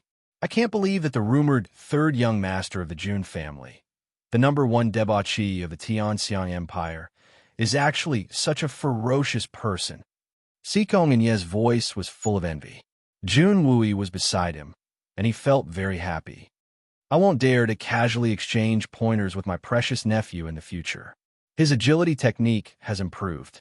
So, I'll be defeated by that boy if I were to exchange pointers again, Dongfang Wendao said with a lingering fear in his voice. You're an old man. Shut up.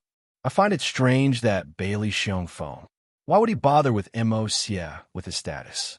Wouldn't everything be fine if he went straight to Jun Wui to seek justice for him? The Jun family style is such that Wu Yi won't cover up his shortcomings. And this matter with Mo Xie was indeed improper. But it's good now. He won't have the face to live if he loses. And it'll be a joke if he wins. The magnificent Shanxian family is fighting with a 16, 17-year-old boy. That's ridiculous. Dongfang Wenjian's voice was full of contempt. He didn't even try to conceal his contempt for the leader of the Bailey family. But he was thrown into confusion when Mo Xie forced him to come out. And that's probably because of the attraction between the two of them. So, a third person wouldn't have been able to detect it. In fact, I wouldn't have been able to detect it if I hadn't been much stronger than them. Solitary Eagle was a great master. So, his knowledge was extensive. So he had hit the nail on the head and pointed out the key point. The rhythm of the fight was completely under Mo Xie's control after he came out. Mo Xie wouldn't have been able to continue unless Bailey Xiongfeng turned around and went inside without saying anything. But Mo Xie would have been able to control Bailey Xiongfeng's anger as long as Bailey Xiongfeng spoke. Then he would have killed him. Bailey Xiong. Feng is too lacking in self-restraint. Duanmu Chao Fan struggled so much that the veins on his neck bulged out. He then spoke with difficulty. He was angered by such a young man to this extent. I don't look up to him. Sikong and he clutched his head and cried out in pain. He had become dizzy from this series of stuttering. You have good self-restraint? Why don't you try if you were in Bailey Xiongfeng's position? I reckon that you wouldn't even need Jun Moxie to do anything. You would have died from anger. Sikong and he looked at him with disdain. It's easy for you to talk. Why are you boasting? Everyone thought about this and realized that it was reasonable. They believed that anyone else in Bailey Xiongfeng's position wouldn't be able to endure being humiliated by Jun Moxie. Jun Moxie would have suffocated him to death even if he hadn't died from anger if he had been in Duanmu Chao Fan's place. That brat has too many tricks up his sleeves. Pay attention. The main event is coming. Solitary Eagle's eagle-like eyes had been watching the battle closely. Then he suddenly shouted a warning. Bailey Xiongfeng could clearly feel Jun Moxie's cold, murderous aura. This made his frantic mind suddenly sober up. He felt an extreme sense of danger and subconsciously used his unique skill, the violent dragon palm. Suddenly, the shadows of palms appeared in the sky with a whistling sound. Each palm had a tyrannical strength that could break a steel. They rumbled as they pressed towards Jun Moxie's direction. They converged into a mountain of palms in a flash and came crashing down with a loud rumbling sound. Jun Moxie's white-clothed figure flashed once again amidst the palms. He left an afterimage in his original place and remained motionless. Then he got crushed by the palms. However, his real body had already arrived in front of Bailey Xiongfeng. In fact, he was almost face-to-face with Bailey Xiongfeng. Then, he grinned at Bailey Xiongfeng. His spotlessly white teeth gleamed with a faint magnetic light. They looked like the eyes of a hungry wolf on a cold winter night. Bailey Xiongfeng was startled. He hastily retreated with all his strength. However, it was too late. A golden light flashed, and a line of blood splashed out. Jun Moxie's silhouette retreated with a whiz sound. Everyone saw his silhouette retreating to his original position.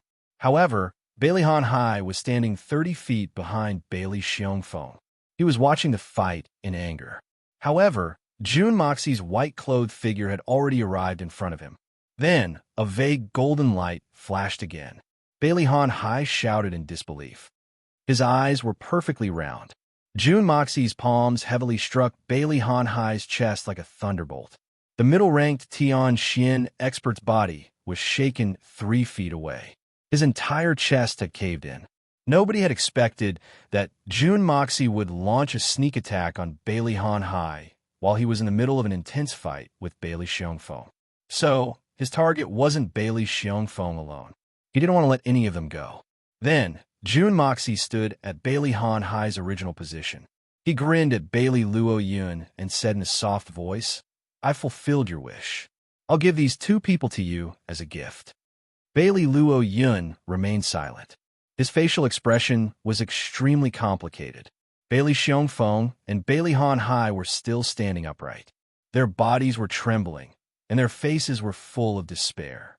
Solitary Eagle heaved a long sigh and murmured, "He killed Shun Xian in one move. Then, he attacked Tian Xian in the blink of an eye. Both of them died. His white robe wasn't stained with blood. This kind of scheming, this kind of agility, it's really amazing. I have to say that I'm impressed." Bailey Xiongfeng stood motionless like a clay sculpture. He slowly turned around after a long while. He fixed his gaze on Jun Moxie. Then he suddenly said in a low voice, "Let me see your weapon." An arrow of blood had shot out from an unknown place on his body. But the wound couldn't be seen at this time. Jun Moxie remained silent for a while. Then he turned his palm over. A toothpick-like sword appeared in his hand. It was only half the size of a finger. The sword emitted a dazzling golden light. Bailey Xiongfeng smiled miserably and said, "I saw that you had a sword on your waist. So I was on guard. I didn't expect that the real killer move was already in your hand." The 7 people who were watching from the side understood what he meant. Why did Jun Moxie not carry a sword with him? Why did he carry a sword today? So that's why. This guy has been scheming since that time. Good heavenly weapon. Bailey Xiongfeng straightened his neck and exposed a strange smile on his face. Suddenly, his body went limp. Then, a thin but powerful stream of blood spurted out of his neck. It flew several feet away. It looked magnificent under the sunlight. It looked like a riot of colors. Then, he fell down like a pile of mud. It turned out that Jun Moxie had cut his throat when the golden light had flashed. Bailey Xiongfeng of the Shun Xian clan was dead. Bailey Han Hai also fell down with a bang sound. Beneath him, a pool of blood slowly flowed out. This Tian Xian clan expert hadn't even had the time to say a word. He had been killed by Jun Moxie. Chapter 398.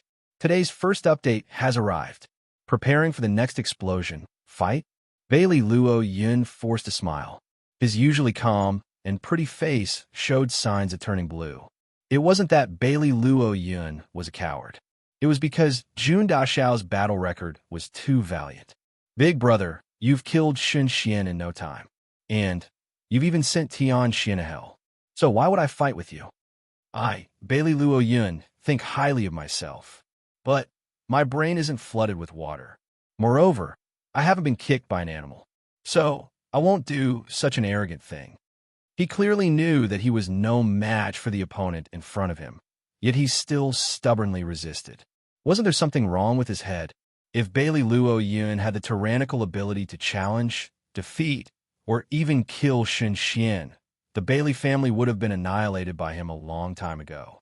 How could he have waited until now to endure the endless oppression of the strong? At this moment, Bailey Luo Yun looked at the 2 corpses on the ground. The 2 corpses belonged to the elders of the family who had once shaken the region. His expression was extremely complicated. These people had relied on their tyrannical strength to suppress him for so many years. No matter how hard he worked, no matter how much he worked for the family, they always found him an eyesore and could always find excuses to torture him.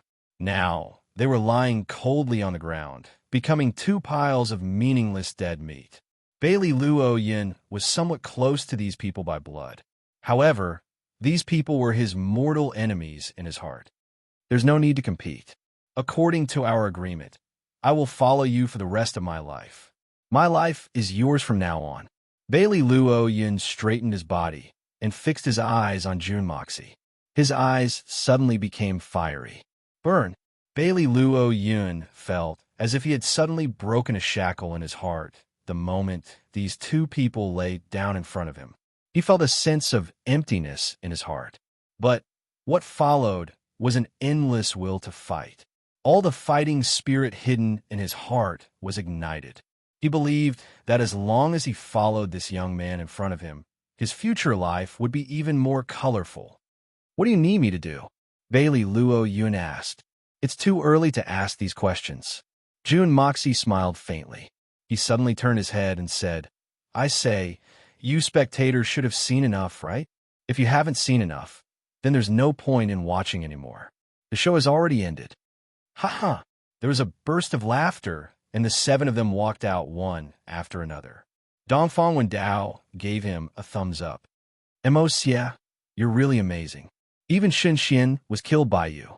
Uncle is really curious. How did you do it? When did you reach the realm of Tian Xian? You little fellow, you're really surprising. If you had this kind of trick that day, Uncle would have a tragic ending. Today, Tian Xian defeated Shen Xian. You have created a legend. As soon as he said that, everyone immediately focused their attention on Jun Moxie.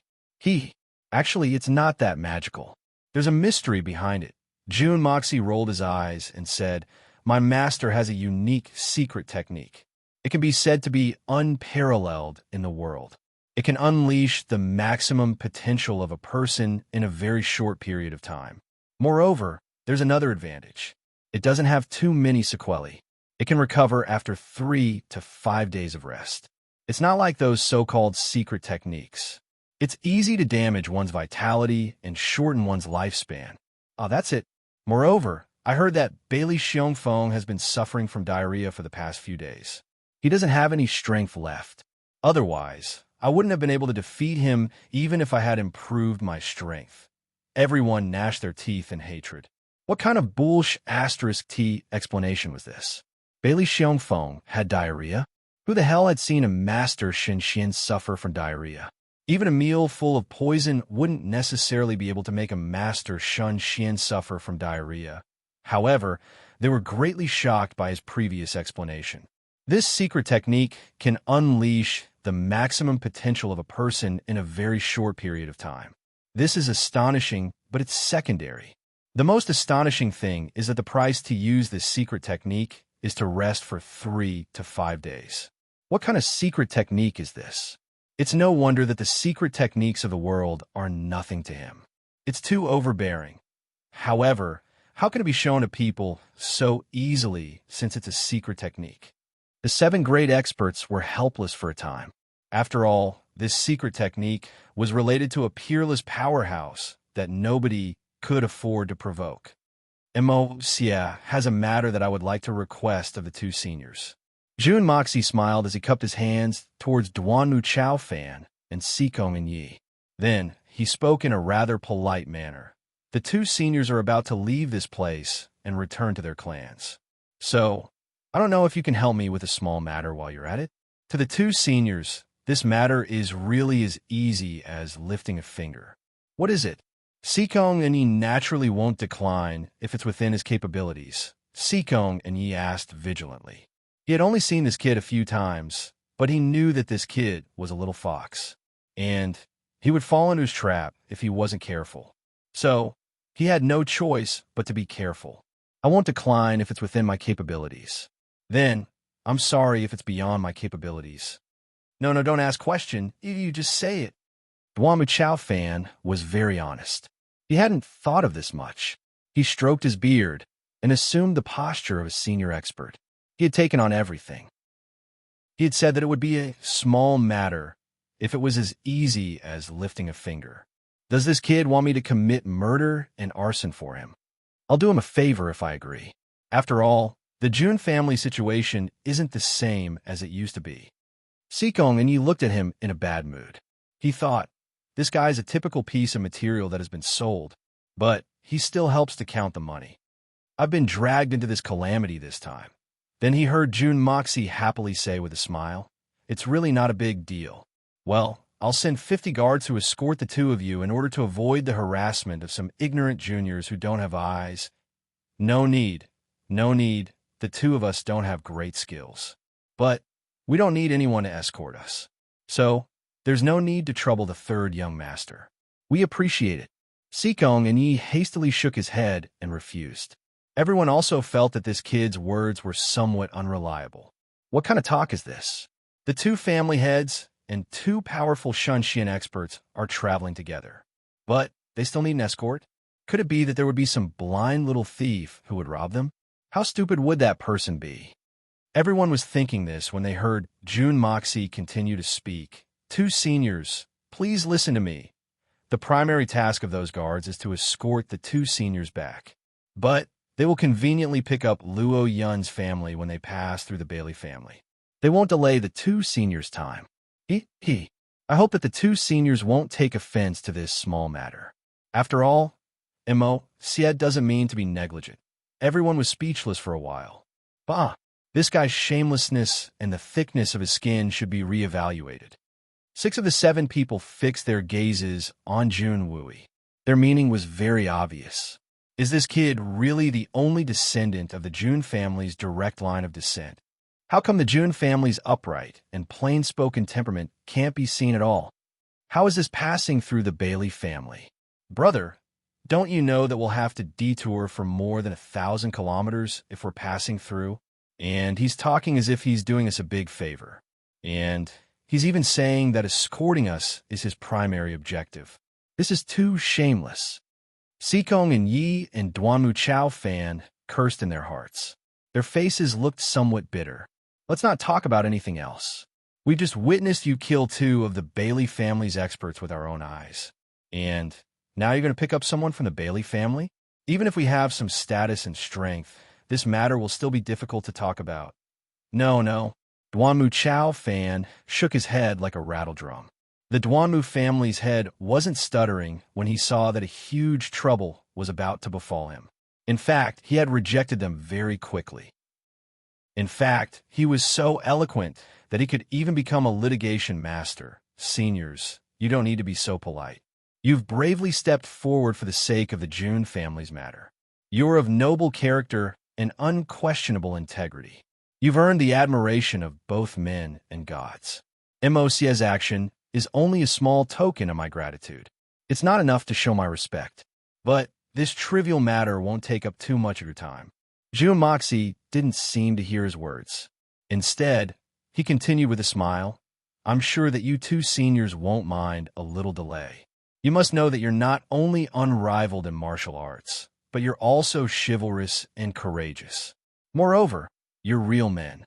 You'll also pull out your swords to help if you see someone bullying the weak. Third uncle, solitary master, don't you agree? Junwei nodded again and again. Then he solemnly said, That's right. Your 2 elders and third uncle have always treated each other with sincerity. So, they're obviously real men. I can attest to this point. Solitary Eagle had a straight face as he earnestly said, Their reputations are pretty good. I've been getting along with them for the past few days. So, I don't think that they're beasts. Duanmu Chao Fan and Sikong and Yi opened their eyes and mouths wide. They were left speechless. What kind of people are these? This uncle and nephew and Solitary Eagle are echoing each other. Why are they suddenly saying that we're worse than beasts if we don't agree to travel with them, or if we don't contribute in this matter? Moreover, we won't be men anymore. This is too bad. Jun Wooey used to be so upright. He was so righteous. Could it be that he's also become crafty because he has this cunning nephew? The 2 men were so depressed that they nearly hit their heads against the wall. Can they say that they don't agree? They can't say it. Mother Few asterisk Kerr, you've killed someone. You've poached someone's wife. And you want us to clean up your mess? Moreover, we have to wipe it clean. Not only do we have to wipe it clean, but we also have to find something extra. What the Fu asterisk K is going on? Duanmu Chao Fan and Sikong and Yi stared blankly for a long time. Then they suddenly jumped up. Mother Few asterisk Kerr, we're going to be on our way. We're going to get things done as soon as possible. We're going to wait for the news of someone's death to spread. We're going to be on our way. We'll run into you, uncle and nephew. We brothers will admit defeat. Isn't that enough? Chapter 399. Jun Moxie laughed out loud and whistled. The 50 members of the Heaven Destroyer team had been waiting for a long time. They followed the 2 and left the Southern Heaven City. Sikong and Yi and the other man realized that they had been so depressed that they hadn't brought anything with them. In fact, they had even forgotten to bring their luggage and other necessities. But the money was still inside the luggage. Even a spirit Xian expert would have to eat a meal if they didn't have money. So, How could they eat without money? But when they turned around, they saw a group of 50 people quietly following behind them. They didn't say a word. Why are the bags on their backs so familiar? But this is the first time we've seen these people. So, how can the things on their backs be so familiar? It can't be, right? They're ours. Crap. That brat June Moxie has already calculated our reactions. He's already packed our bags and carried them on their backs. They're worthy of being escorts. They're even carrying our bags. They're really quality. Then he took a closer look at these 50 people. The cultivation of these guards was average. The strongest among them was only at the Gold Xian realm. But it could be said that all of them were at the Gold Xian realm. The only difference was that there was a difference in their ranks. Their faces were dark and rough, and their eyes were sharp and glaring. They carried a fierce aura that seeped out of their souls. Are they a group of people? Are these only June Moxie's bodyguards? Crap. They're obviously a pack of hungry wolves on a cold winter's night. The bloodthirsty, murderous aura on their bodies made Sikong and Yi and the other experts of Shun Xian feel frightened. It wouldn't be surprising if there were only one or two of them. After all, any aristocratic family would train some cold-blooded death warriors, and the highest quality ones would be like this. But Jun Sunxiao had brought 50 of them. This was quite appalling. In fact, it was not strange at all. Under Jun Sunxiao's super advanced training, these guards, who had been idling around and waiting to die, had already completed the most essential and cruelest tempering. How could they be compared to ordinary men of sacrifice? It was no exaggeration to say that they were now a group of super-killing machines in human form. The leader of the group was a man with a cold expression and a body as dark as an iron tower. It was the leader of the Heaven Destroyer team, Li Tai. Just like his name, he really did look like him, especially the degree of darkness. Li Tai took a step forward and said respectfully, "Seniors, before we left, our young master asked us to bring a small thing for you two seniors, as a token of gratitude to you two seniors for standing up to help us. This small thing is enough to show our gratitude." As he said that, he took out 2 small jade bottles from his pocket and handed them over with both hands. "What's this?" Duan Muchao Fan and Sikong and Yi took one each and sized it up with curiosity. This is the 10 years pill made by Young Master's sect. There are 3 pills in each bottle. Each pill can increase the cultivation of a Xianqi expert by 10 years. Li Tai's eyes emitted a blazing light. Not for anything else, but for the young master's trust. Who wouldn't treat such a rare and precious treasure as a treasure? He was afraid of losing it, but the young master handed it to him just like that. It wasn't just 1 pill, but 2 bottles, a total of 6 pills. To Li Tai, this was not only a great honor, but also a great trust. Is this true? Duan Muchao Fan and Sikong and Yi were gobsmacked. Eating 1 pill can increase one's cultivation by 10 years? Is this the legendary elixir of immortality? This matter is absolutely true. This lowly one has heard the young master say that this is a miraculous elixir personally refined by his master. I dare say that it's one of a kind in the entire world. The young master has said that the 2 seniors have helped us a great deal, and we are unable to repay them. Therefore, we have specially gifted each of you 3 pills. I hope that the 2 seniors will not despise it. Li Tai said in a serious manner. Despise it? This gift is too valuable. Why would I despise it? Duan Muchao Fan and Sikong and Yi were convinced when they heard that Jun Moxie's master had personally refined the elixir. They looked at the small jade bottle, and their eyes became as hot as the thigh of their first love. This was a godly elixir. The 2 of them carefully placed it in their bosoms. They patted it with their hands, and then looked around. They seemed somewhat sneaky, and didn't have the demeanor of a powerful person like Shun Xian. They hadn't expected that Jun Moxie, that crafty brat, would be so generous. The 2 of them felt very happy in a split second. Their previous gloominess had vanished into thin air. Sikong and Yi took the lead and waved his hand. Let's go. I'll take you to the Bailey clan to pick up the people. Oh, we'll go there on the way. The wise man had spoken plainly, and the matter had been dealt with clearly. On behalf of the young master, This lowly one thanks the two seniors, Li Tai said in a neither servile nor overbearing manner. The group of people continued on their way. Duanmu Chao Fan and Sikong and Yi were already very amiable. However, the two of them had started to feel depressed, even though they had been excited at the beginning of the journey. The reason was very simple. The 50 people who had been accompanying the escorts had very strong personalities. They were like 50 pieces of wood apart from eating, sleeping, and hurrying along the journey. They didn't make a single sound. Sikong and Yi felt that chatting with them wasn't as good as chatting with Duanmu Chao Fan. After all, he could at least make a sound. Duanmu Chao Fan stuttered, and it was very strenuous for him to communicate. But he could still fart. These 50 people, on the other hand, were all 50 mutes. "Are you Jun Moxie's bodyguards?" Sikong and Yi asked in high spirits. Yes. Li Tai was a man of few words, but the others didn't even say yes. Their complexions didn't change, and it seemed as if they hadn't heard anything. It seems that Jun Sunshao is very skillful in training his bodyguards. How did he train you? How did he train you to be so outstanding? Tell me, so that I can learn from him. Sikong and Yi was very interested in this. Sikong clan, if I can master this training method. Li Tai stared. What kind of training do you do every morning? Sikong and Yi stared. Is the training very hard? Silence. There are many people like you under Jun Moxie, right? He was wooden. Jun Sunshao's master is very powerful. Li Tai had an impatient look in his eyes. Why is this Shun Xian acting like a sissy? There's no end to this. Jun family. Sikong and Yi was left speechless. What kind of subordinates are these? I'm going to suffocate to death. I can't even speak a word. I'm not trying to pry into your secrets. I'm an expert like Shun Xian.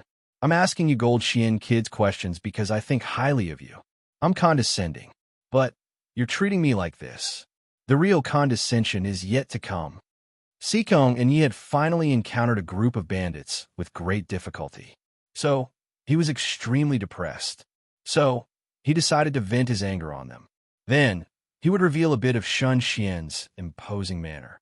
And that group of little bandits would kneel on the ground and beg for mercy.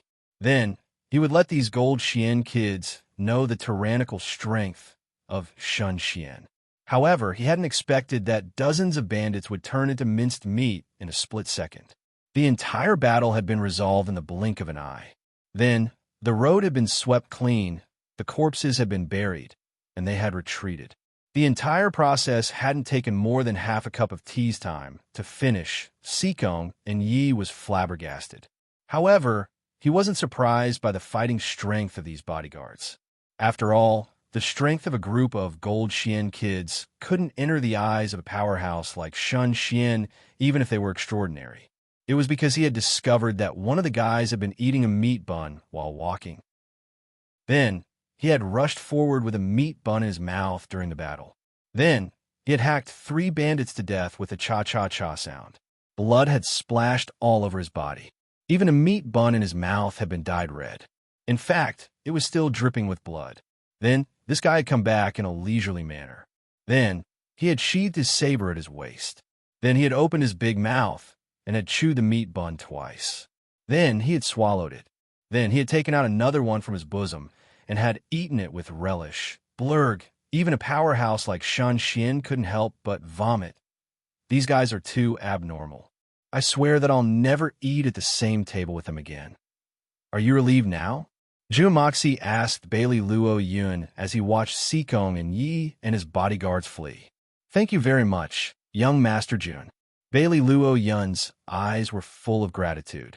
His father's family was the only weakness in his heart. However, Bailey Luo Yun didn't have any misgivings anymore. The Duanmu family's lord and the Sikong family's #1 expert had come forward at the same time. So, how could the Bailey family dare to not give them face? After all, these two big families weren't inferior to the Bailey family. Don't ever say the word thank you to me. You must understand that I wouldn't have spent so much effort on a good-for-nothing. Moreover, you can call me young master from now on. You don't need to call me young master, Jun Moxie smiled. Then, he took out a folded piece of paper from the long sleeve of his white robe. This is what you need to accomplish in the next 2 months. You must accomplish these things in 2 months. Then, come to the Tianxiang city and look for me." June Moxie smiled and said, "I'll still take care of your family if you can accomplish these things in 2 months. But you don't need to come back." June Moxie's eyes emitted a threatening sharpness. Bailey Luo Yun's body trembled. He took the white paper and unfolded it to look at it. Then he suddenly raised his head and looked at June Moxie in astonishment. Then he lowered his head and carefully looked at it. There are exactly 50 people on this list. There are officials, rich merchants, and Xian experts. There is evidence of their crimes behind each of their names. I demand that you kill all 50 of them within 2 months. Furthermore, you have to make a name for yourself, a name that belongs to you. Do you understand?" June Moxie slowly said, "Good and evil will be repaid in the end. Heaven's justice can't be overturned. If you want to kill someone, let the clouds fall from the heavens."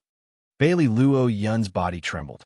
His eyes slowly became sharp, and a dense, murderous aura blossomed in them. He finally understood what June Moxie wanted him to do. The only thing you must remember is that you mustn't leave any traces after you kill someone. You mustn't get injured, and you mustn't let anyone know that you've done it. But you must create a huge sensation. June Moxie slowly said, "You can come to the Tianxiang city to look for me after you've accomplished these 50 tasks. You'll be my arm for the rest of my life." Chapter 400. Outbreak today. The first update has arrived. The 7th outbreak of this month. It has already happened 7 times. That's more than the previous outbreak of a month, and it hasn't even been half a month. Bailey Luo Yun had a target and a plan in his mind in the blink of an eye. But he didn't say it. He only needed to do it. He only needed to say a few words before the completion of the plan. There was nothing to say, and it would be meaningless even if he did say it. He needed to kill 50 people within 2 months. So, he didn't have much time left. Bailey Luo Yun cautiously put the white paper in his bosom. He then raised his head and looked at June Moxie. Then he smiled in a relaxed manner. "I'm going. The sooner the better." June Moxie smiled. He then patted his shoulder. "You can do it." Bailey Luo Yun nodded. He then turned around and started walking. He didn't want to waste any more time. "Wait a minute. Take this." June Moxie raised his hand, and a small jade bottle fell into Bailey Luo Yun's hand. "There are 2 pills in this bottle. The yellow pill can cure hundreds of poisons, and the red pill can increase your martial power by 10 years. Bailey Luo Yun's fingers tightly grasped the small jade bottle. He didn't turn around. Instead, he held the hilt of the sword at his waist. His body paused for a moment. A trace of happiness and gratitude flashed across his face. Then, he suddenly strode forward without any hesitation. He disappeared from everyone's sight in the blink of an eye. Jun Wui, Solitary Eagle, and the 3 Dongfang swords didn't interrupt while June Moxie and Bailey Luo Yun were talking. The 5 experts knew that June Moxie was cultivating his own power in this conversation. It was a power that belonged to him alone. However, June Moxie didn't try to avoid them. In fact, he didn't try to avoid them at all. Therefore, the 5 experts felt satisfied in their hearts. The 5 of them would undoubtedly affect June Moxie's authority if they were to intervene at this time. No matter what they said, the 5 of them were all wily old foxes. How could they not know this? At this moment, seeing that June Moxie was finally done, Jun Wui and the Dongfang brothers looked at each other and said, "Moxie, come with me. We have something to tell you." Solitary Eagle laughed heartily and said, "You guys continue chatting. This old man will take a stroll around." With that said, he turned around and disappeared without a trace. He could roughly guess what these people wanted to say, but the solitary falcon wasn't interested in it all. As far as he was concerned, the most important thing in the world was the advancement of his xianqi and his martial arts. What kind of love and affection was this? Therefore, the great supreme eagle had no interest in participating in this. Instead, he slipped away as soon as possible. Jun Wui, Dongfang Wenqing, and the others looked somewhat embarrassed. After all, they had to discuss these taboo topics with their juniors. The 4 of them were somewhat embarrassed. Seeing the five of them walking towards the big tent, Dugu Xiaoyi and Guan Qinghan also looked at each other and quietly followed them. The two women wanted to understand why June Moxie had such a big change today. The contrast between the two images was too obvious. What was even more strange was the two women had been secretly watching the battle just now. Each of them had different thoughts in their minds. Dugu Xiaoyi thought, sure enough, this guy is so powerful. Humph, after enduring for so long, he finally jumped out. This lady's eyesight is still the best. Mo Xie Gij is the first person I saw. No one can snatch him from me, but Guan Qinghan's thoughts were much more complicated than Dugu Xiaoyi's. She stared at June Moxie's back in a daze. She thought, so he really gave in to me in the past. In this society, women had always been the vassals of men. Which man would be willing to be bullied by a woman? She thought of how June Moxie had pestered her for the past few years. He had often been beaten and scolded by her. She had never given him a good face. But this man, who was so skillful, had always tolerated her. He would rather use a despicable attitude to get close to her. She thought of how June Moxie would seriously accompany her to practice martial arts. Then, he would be tortured by her. But he would still laugh like a rascal. Suddenly, Guan Qinghan's heart was filled with sweetness. Such an arrogant man was willing to put down his pride for the woman he loved. How rare was that? It was easy to find a priceless treasure, but hard to find a lover. Now, this man had already revealed his talent. He was ready to show off his peerless elegance to the world. And at this time, she had become his woman in a helpless and coincidental moment. She was also the first woman he had acknowledged. Could this be fate? But how could this matter be so simple? How many things would she have to face in the future? Guan Qinghan was muddle-headed as she thought about her own matters. She was pulled by Dugu Xiaoyi. Intentionally or unintentionally, they quietly arrived outside the marshal's tent. Jun Wu Yi and the others sat down with a heavy heart. The four elders looked at each other, but no one opened their mouths to speak first. They didn't know how to open their mouths. After all, they didn't know what to say. Even though they knew that the two women were eavesdropping outside the door, there was no need to hide this matter from them. After all, they were all involved. June Moxie looked strangely at his three uncles. What's the matter? Why do all of you have this expression? Did something happen to your family? What could happen at home? It's all because of you. The four of them scolded at the same time. They spoke in unison. Even if they were purely cooperating, they wouldn't be so orderly. After that, they couldn't help but look at each other. Mo Xie, I have just discussed with your three uncles about the matter between you and Qinghan. Jun Wui had a complicated look in his eyes. He said helplessly, although I have already adopted Qinghan as my daughter and canceled the engagement between our two families, the outside world still doesn't know about it. Ahem, even your grandfather doesn't know about it, huh? What's the matter? Third uncle, what are you trying to say? June Moxie wasn't stupid. He really didn't think of it. In his mind, Guan Qinghan was with him. Even if there were some rumors, it wouldn't be too serious. No matter who this woman was, her husband, that is, his own brother, was already dead. Did he want such a beautiful woman to be a widow for the rest of her life? They had only met a few times.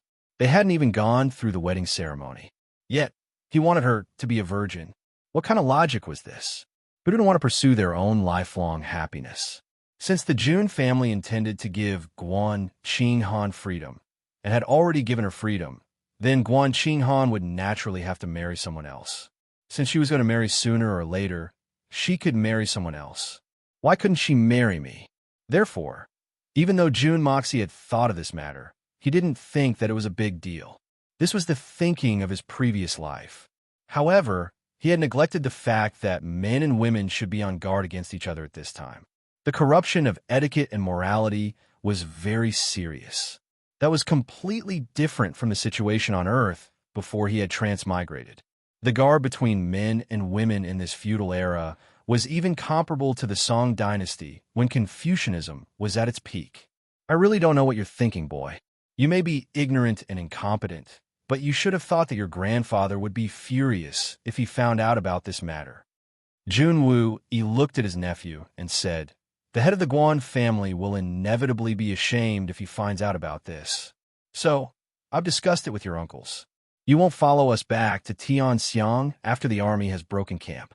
You'll go to the Dongfang family first and see your mother and grandmother. After all, you haven't seen them for more than 10 years.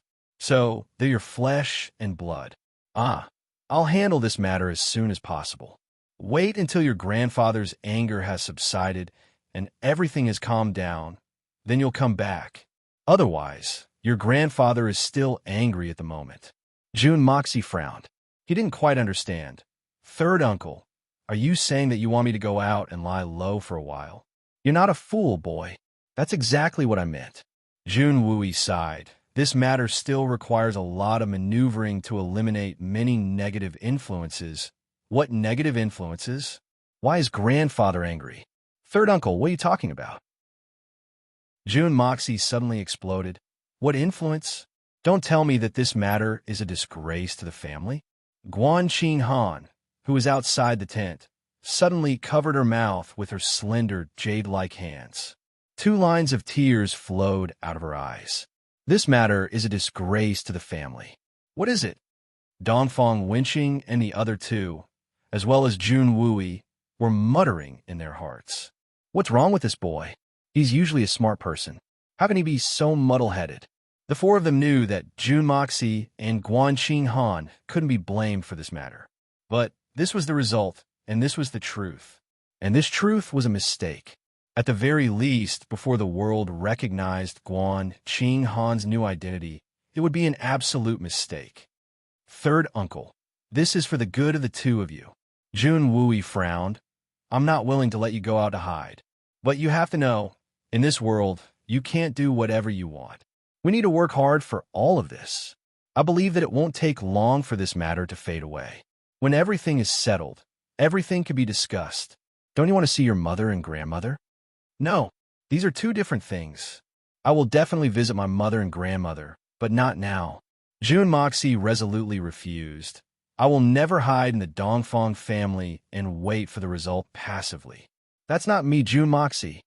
The 4 of them didn't expect him to be so agitated. They looked at each other in surprise. This is obviously the best way to solve this awkward situation.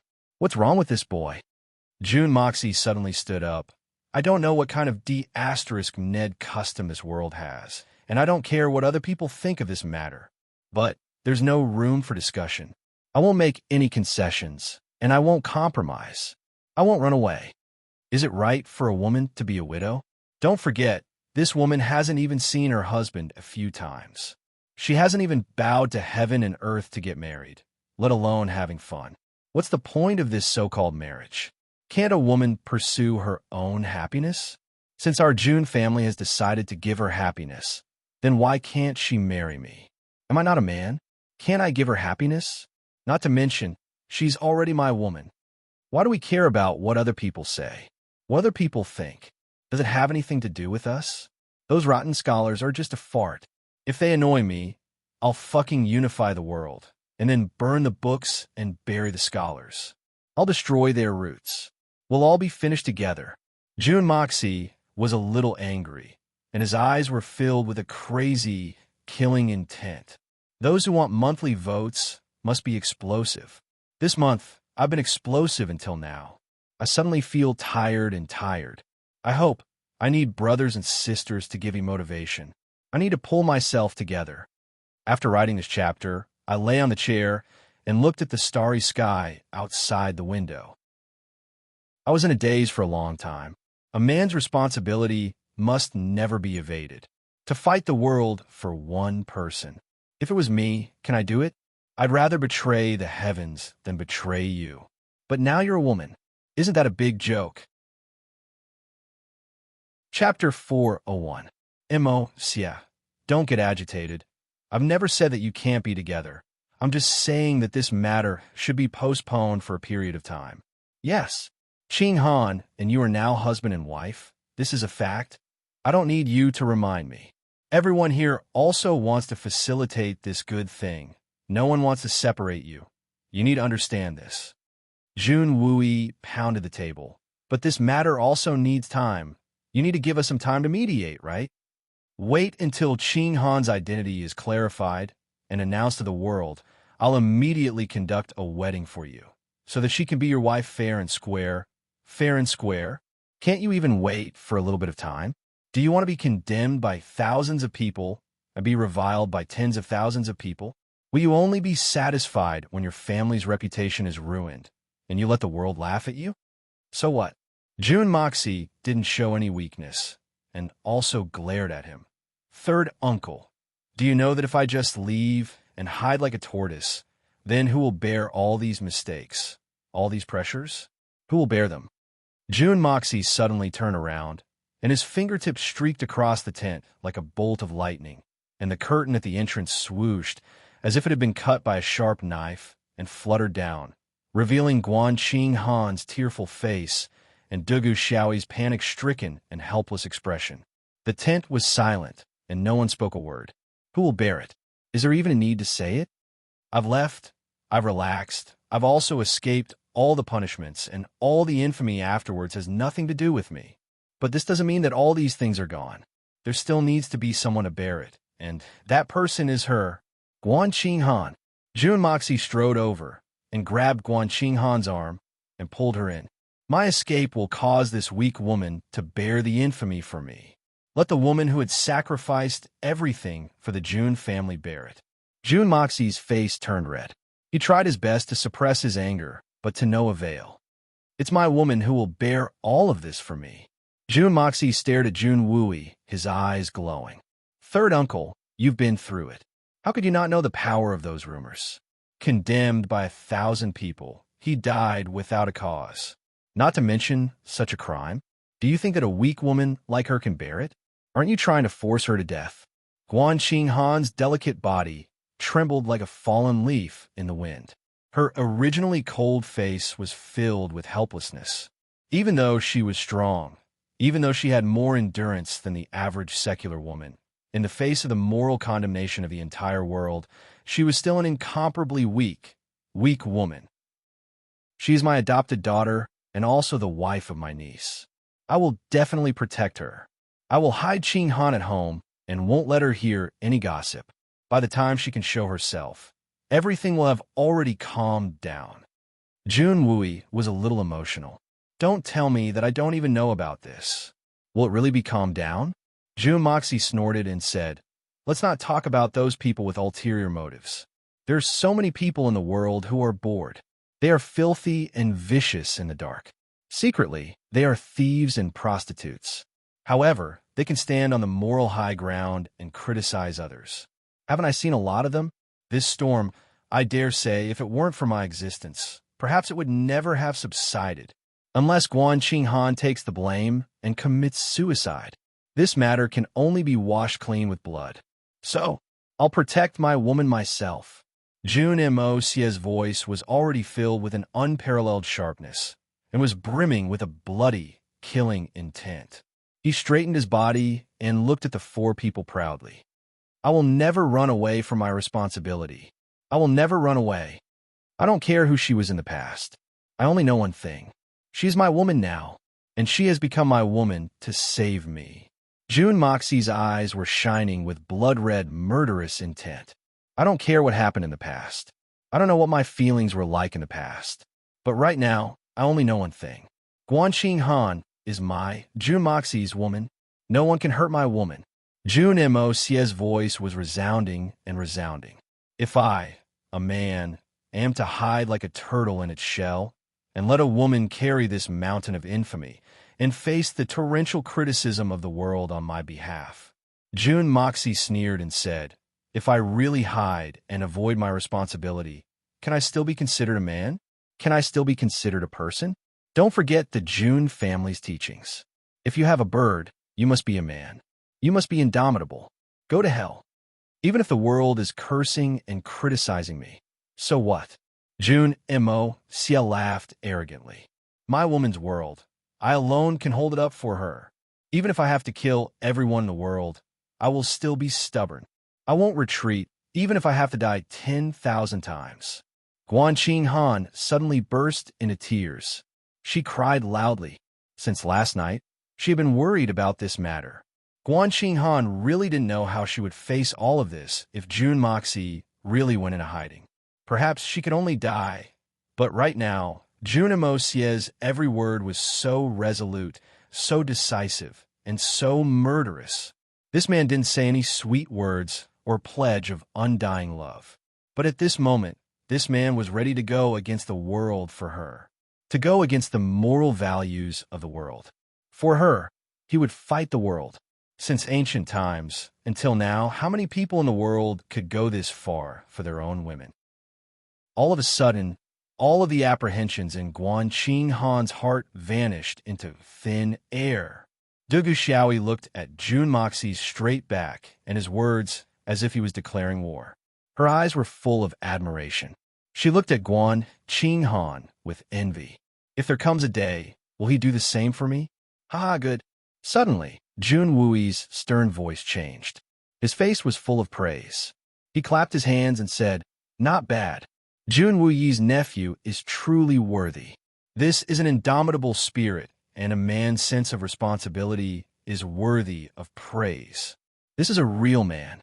The three Dongfang brothers were also looking at Jun Mo Xie with endless gratification in their eyes. Dongfang Wendao laughed heartily and said, "Good spirit, you are indeed the son of the general in white, Jun Wu Hui. Only a few people in the world can match your determination. As expected of my nephew, his lofty sentiments really cover the heavens. Don't worry, even if the whole world goes against you, Uncle will stand by your side." Jun Moxie was startled and said, "So all of you are testing me?" "It's not just a test." Jun Wu, he looked at his nephew with satisfaction and said, "There's a lot of helplessness in this matter. If you had readily agreed to go and hide, then it wouldn't have been a big deal. After all, the current etiquette is very strict, and no one dares to violate it. There is nothing wrong with going out to hide, but it will still lack the responsibility of a man, especially for a man of the Jun family. But under the current circumstances, saying it was one thing, but there were only a few people in the world who could truly take on this responsibility. Mo Xie, Uncle is very happy. My nephew did not disappoint me. You are indeed an indomitable man. Don't worry, Uncle will do his best to help you. There will definitely be results. But with your grandfather, you might have to suffer a little. I can't help you with this." Jun Wui smiled and said. Jun Moxie nodded and gritted his teeth. "Third uncle, don't worry. I can still hold on. Since I have chosen this path, I, Jun Moxie, will walk to the end without any regrets, even if I have to kneel. Good spirit." Jun Wui and Dongfang Wendao cheered at the same time.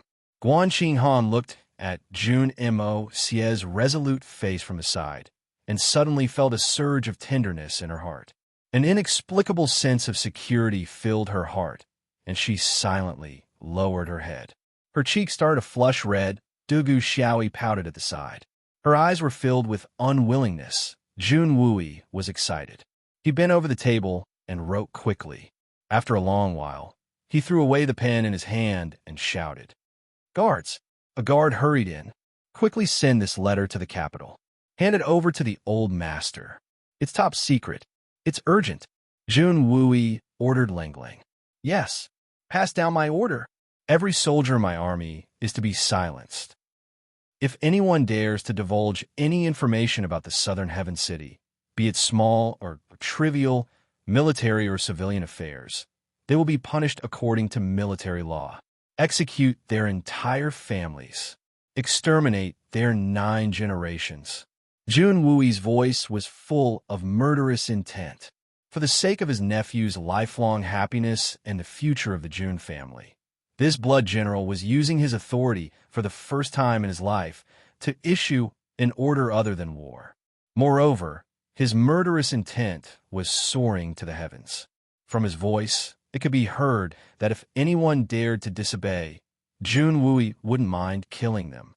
Yes, the order was quickly passed down, and the 20,000 soldiers were in awe, especially the 2 squads next to Jun Moxie's tent. They felt their legs tremble. Even today, some of them were still talking about it with reckless abandon. Although they didn't spread it out, they had talked about it quite a bit. Today, when the order was given, they were the ones who understood the meaning of the order the most among the 20,000 soldiers. Everyone felt as if they had taken a trip to the gates of hell. Suddenly, these two squads became the most disciplined people in the entire army. In fact, they could be regarded as role models. While June Moxie was speaking, two voices were whispering in a distant tree. Moreover, it was obvious that they didn't agree with each other. Elder sister, this is really unexpected. That June Moxie is so loyal and responsible. How could he be as despicable and shameless as Elder sister said? Elder sister, could there be some misunderstanding? How could I misunderstand? This kid is sinister and vicious. His actions are despicable and despicable. It's hard to list his crimes. He must be faking it. Really? She was unsure and doubtful. Of course, maybe he found out that we were outside and is putting on a show for us. How could this be? In any case, he's not a good person. He's definitely not a good person, but I still can't believe it. Such a good man. How could he humph? Chapter 402. Today's eruption. The third chapter has been delivered. The fourth chapter is in the process of making great efforts. Junwoo Yi and Wanwoo Yin bid farewell to the southern heaven city's General Wanwoo Yin before departing. It seemed as if they were very reluctant to part ways. It could be said that these two men had hit it off at first sight. Wu Yin appreciates 3rd General Jun's good intentions. But the people of Tian Nen have been sharing weal and woe with me for so many years. We've been through thick and thin together. So, they're no different from my family. I can't bear to part with them. Moreover, if I leave, won't the people of Tian Nan suffer if they start to levy taxes again? Wu Yin is willing to stay in Tian Nan until I die of old age. Jun Wu Yi had proposed to transfer Wan Wu Yin after he had returned. But Wan Wu Yin hadn't hesitated at all. I won't mention it if that's the case. Wu Yin will try his best to retain General Wan's position in Tian Nan if there's a transfer. Jun Wu cupped his fists and bowed deeply. Many thanks for 3rd General Jun's help. Wan Wu Yin was overjoyed. He then stood up and solemnly said, Wu Yin won't be able to accompany the general as he moves unhindered across the world. But I have no regrets. I only wish for the general to display his heroic spirit. He will destroy everything in his path and achieve the unrivaled prestige of our Tian Xiang. Take care, General. We'll meet again someday. The two men bowed deeply and parted reluctantly. The sound of hooves rose like a whirlwind. It gradually formed a torrent of iron and steel. The army's flag fluttered in the wind as it faced the whistling autumn wind. The Tianxiang army was advancing rapidly on the main road like a long dragon. The army's appearance was unusually neat as it returned triumphantly. Not a single person had been lost in this battle of Tiannan. This had made the soldiers who had been prepared to bleed and sacrifice their lives. But they were now overjoyed. Before coming here, everyone was already aware that this expedition was equivalent to giving their lives away. Although soldiers lived an iron-blooded life, their orders were like mountains, and they faced death with equanimity. As long as they were human, they would fear death. No expert or brave warrior was an exception, and they couldn't help but feel a sense of desolation as if their lives were about to pass away and men were at the end of their road. If the nest was overturned on this expedition, no egg would be spared. It would be good if even 1 out of 10 troops could survive. But no one had expected that under such a vast and extremely destructive dark beast tide, it actually didn't cause any heavy casualties, and it was even to the extent that they didn't even have the chance to send out their troops to receive the enemy. Their skin wasn't even scratched in the slightest, and they could be considered to have started strong but ended weak. They returned to the capital just like that, and it wouldn't be an exaggeration to say that they went on a vacation. Everyone seemed as if they'd awoken from a nightmare, and they naturally rejoiced and danced. At this moment, their footsteps were extremely light as they walked on the road back home.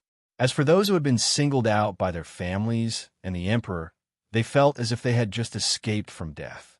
Only a small number of guards had died on this trip, but it was like they had gone on a vacation, and they had even contributed greatly. Once this kind of thinking spread out, It immediately caused those surviving family guards who had gone out to battle to be extremely dissatisfied.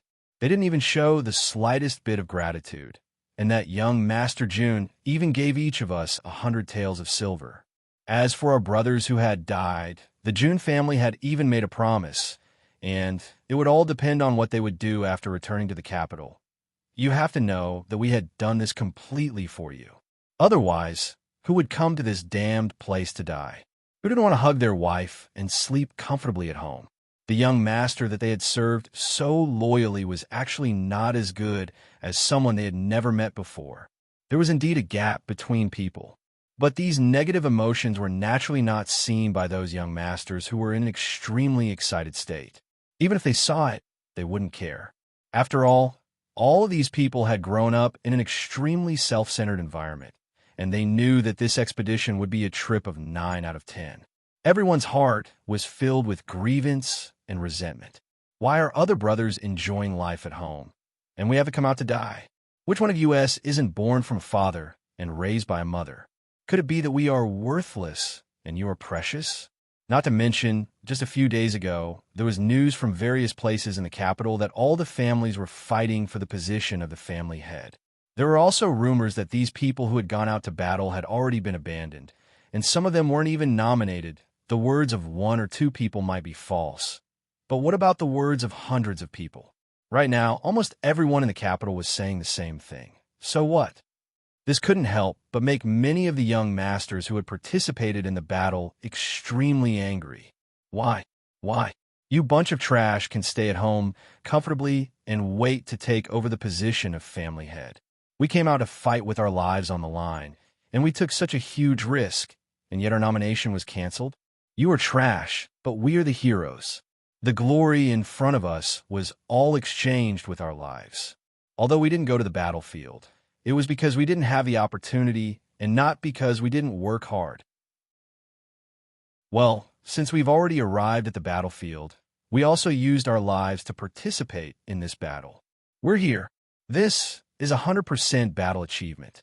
Therefore, on the way back, the young masters of the aristocratic families were like fighting cocks, and were even more high-spirited than when they had arrived. Everyone's eyes were filled with an awe-inspiring battle intent, and the target of this battle intent was naturally their brothers who were still sitting at home, enjoying the fruits of others' labor. Everyone had a common enemy and was gnashing their teeth in anger and sharpening their blades. It was easy to imagine that once these guys returned to Tianxiang, they would inevitably be like a pack of red-eyed wolves and mad dogs, and would mercilessly engage in a class struggle against those who had plotted for the position of family head. A battle of power that would never end until one side was dead. However, they didn't know that ever since the news of the army's safe and triumphant return had spread out, the brothers who had stayed behind in the capital had started to panic and had become anxious. This was because the rumors hadn't died down yet, and everyone was still talking about how the people who had gone out to battle had gained honor and glory, and had returned as the ideal successor to the family head. It didn't matter whether they had gone to the battlefield or not, as long as they had risked their lives and had participated in the battle. That would explain everything. Therefore, the people who had stayed behind in the capital were also on high alert, and were ready for battle at dawn. Once those damned brothers who hadn't died returned, they would inevitably face a fierce battle and a civil war between the two families. Both sides were already on high alert and had already arranged their battle formations, even though they were separated by thousands of miles. You're prepared? But I'm also prepared. Who's afraid of who? Of course, there are always exceptions in this world, and not all the young masters of the aristocratic families were like this. For example, the Dugu family, the Li family, and the biggest winner of this war, the Jun family.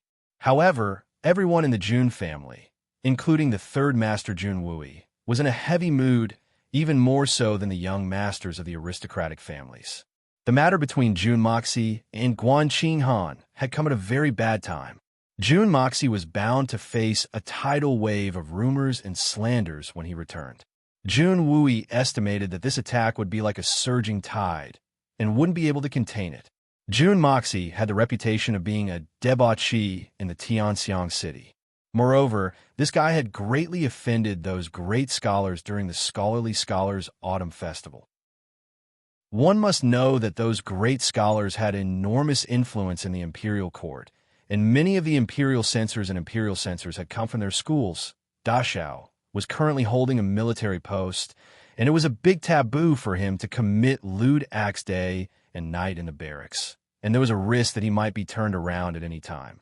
Moreover, Guan, Qinghan, and Dugashaoi were not part of the military, and so it could be said that even the commander-in-chief Jun Wui wouldn't be able to escape the blame of the strict military order, let alone Jun Moxie.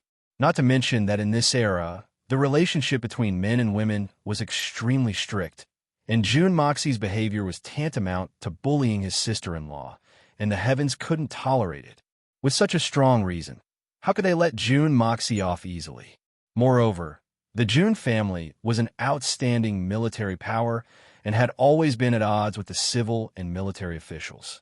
This was a once-in-a-lifetime opportunity to attack, and he didn't know how this matter would develop in the end. In short, the prospects weren't optimistic. Moreover, Jun Wui could already confirm that this scandal had been spread back to the imperial court, and although he had issued a gag order, but there were many spies and informants of the imperial family in the army. So how could they listen to his military orders in private? Presumably, they had already made preparations to attack. Therefore, General Jun Wui, who was supposed to be proud of his success, was somewhat worried and frowned the whole way. Although his nephew was brimming with talent and was a prodigy, how could he remain calm in the face of the world's idle chatter? Moreover, Guan Qinghan was so delicate, so how could she face the countless raging waves? If the enemies of the Jun family were to launch an attack together, the accumulated hatred of several generations could be said to be as high as the mountains and as deep as the seas, and he believed that no one would let go of such a great opportunity. The more Jun Wui thought about it, the more difficult it became for him.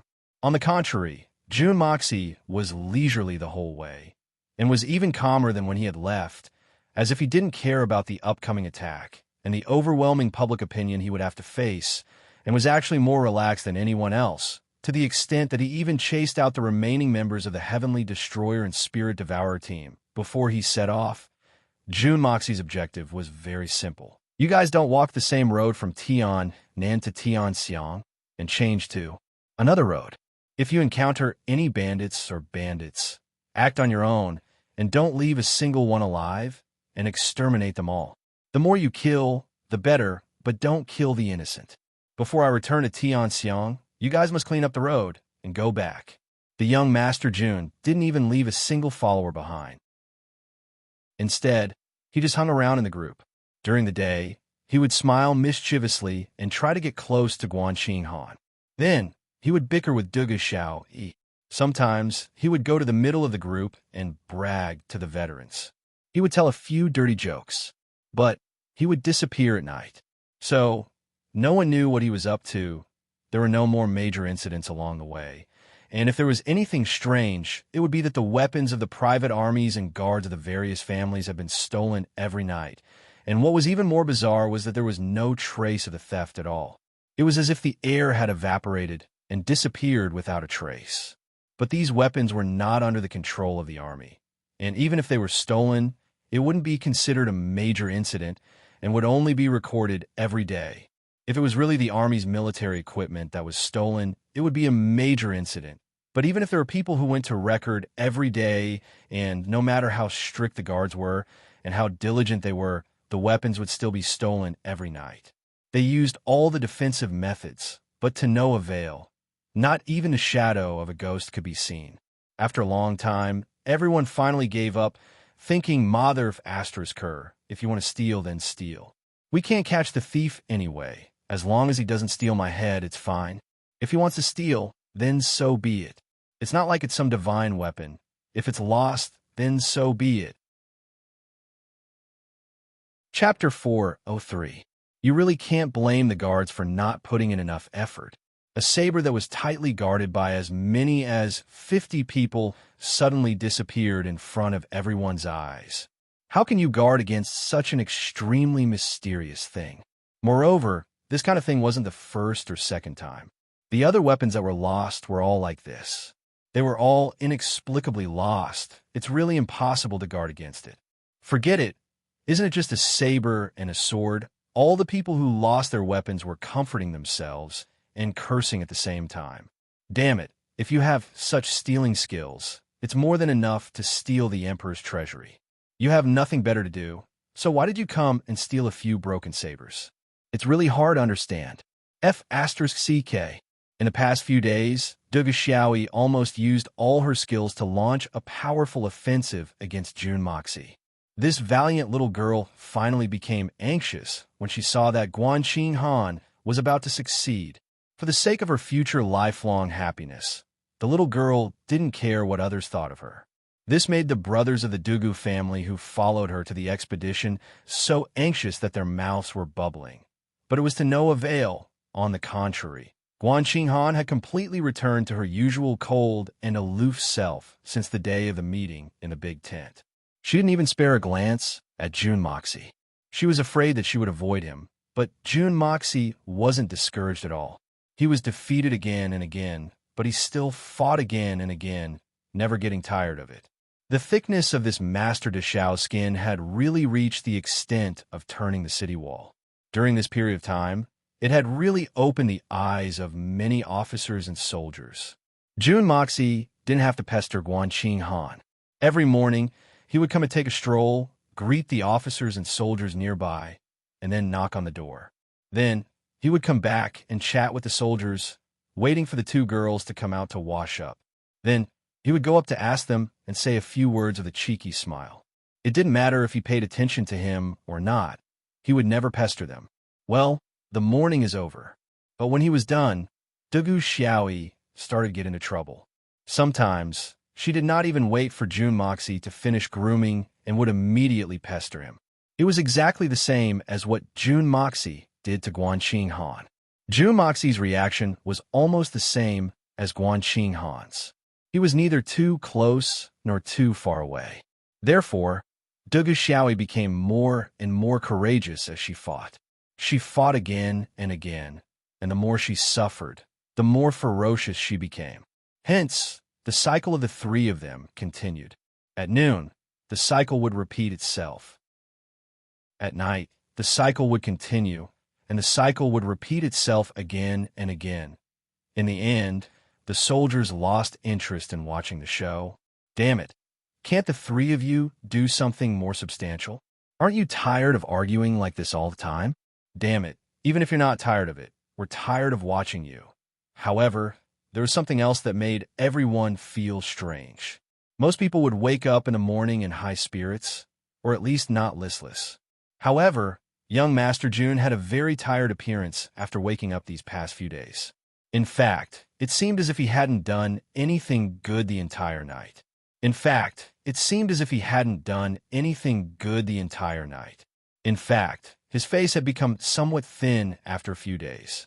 He had to eat breakfast and rest for a while before he gradually recovered his spirit and became lively again.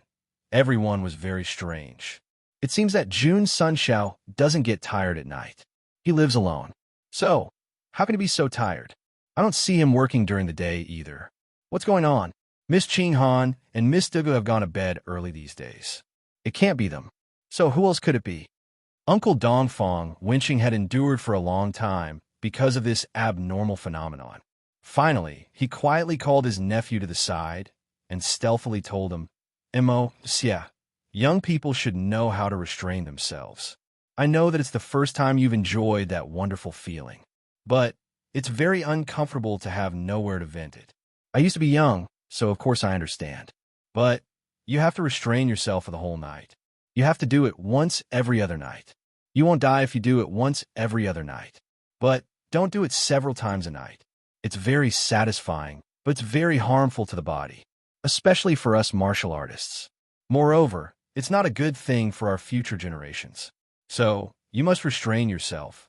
Jun Moxie's eyes widened. He listened to his uncle's sincere and earnest teachings. He was dumbfounded and didn't know whether to laugh or cry. "Uncle, you're thinking too much." "I'm not," Jun Dashao hastily explained. "Oh my God, what's going on? What do you mean you're not? Dongfang Wenqing glared at him and then softened her breath. She set an example and said, "We're all men. I'm your uncle. How can I not know your pettiness? Why can't I say it? What's there to be embarrassed about? It's normal for a young man to have that kind of need. I'm also an experienced man. I was also young at that time, and I didn't have much self-control. Alas. In short, don't do this kind of thing anymore, okay? I'm doing it for your own good. Don't say no. Just listen and do it." Jun Daxiao's face was full of black lines. He was extremely speechless and depressed. His uncle had set an example for him. What else could he say? What else could he say? We all understand. Young people are always a little angry. Try to control it. Don't make it public. Dongfang Wenqing patted his nephew's shoulder warmly. He recovered his usual solemn manner of a strong master like Shen Xian. He walked out slowly with the air of an uncle. He had a sense of satisfaction, as if he was teaching and educating people.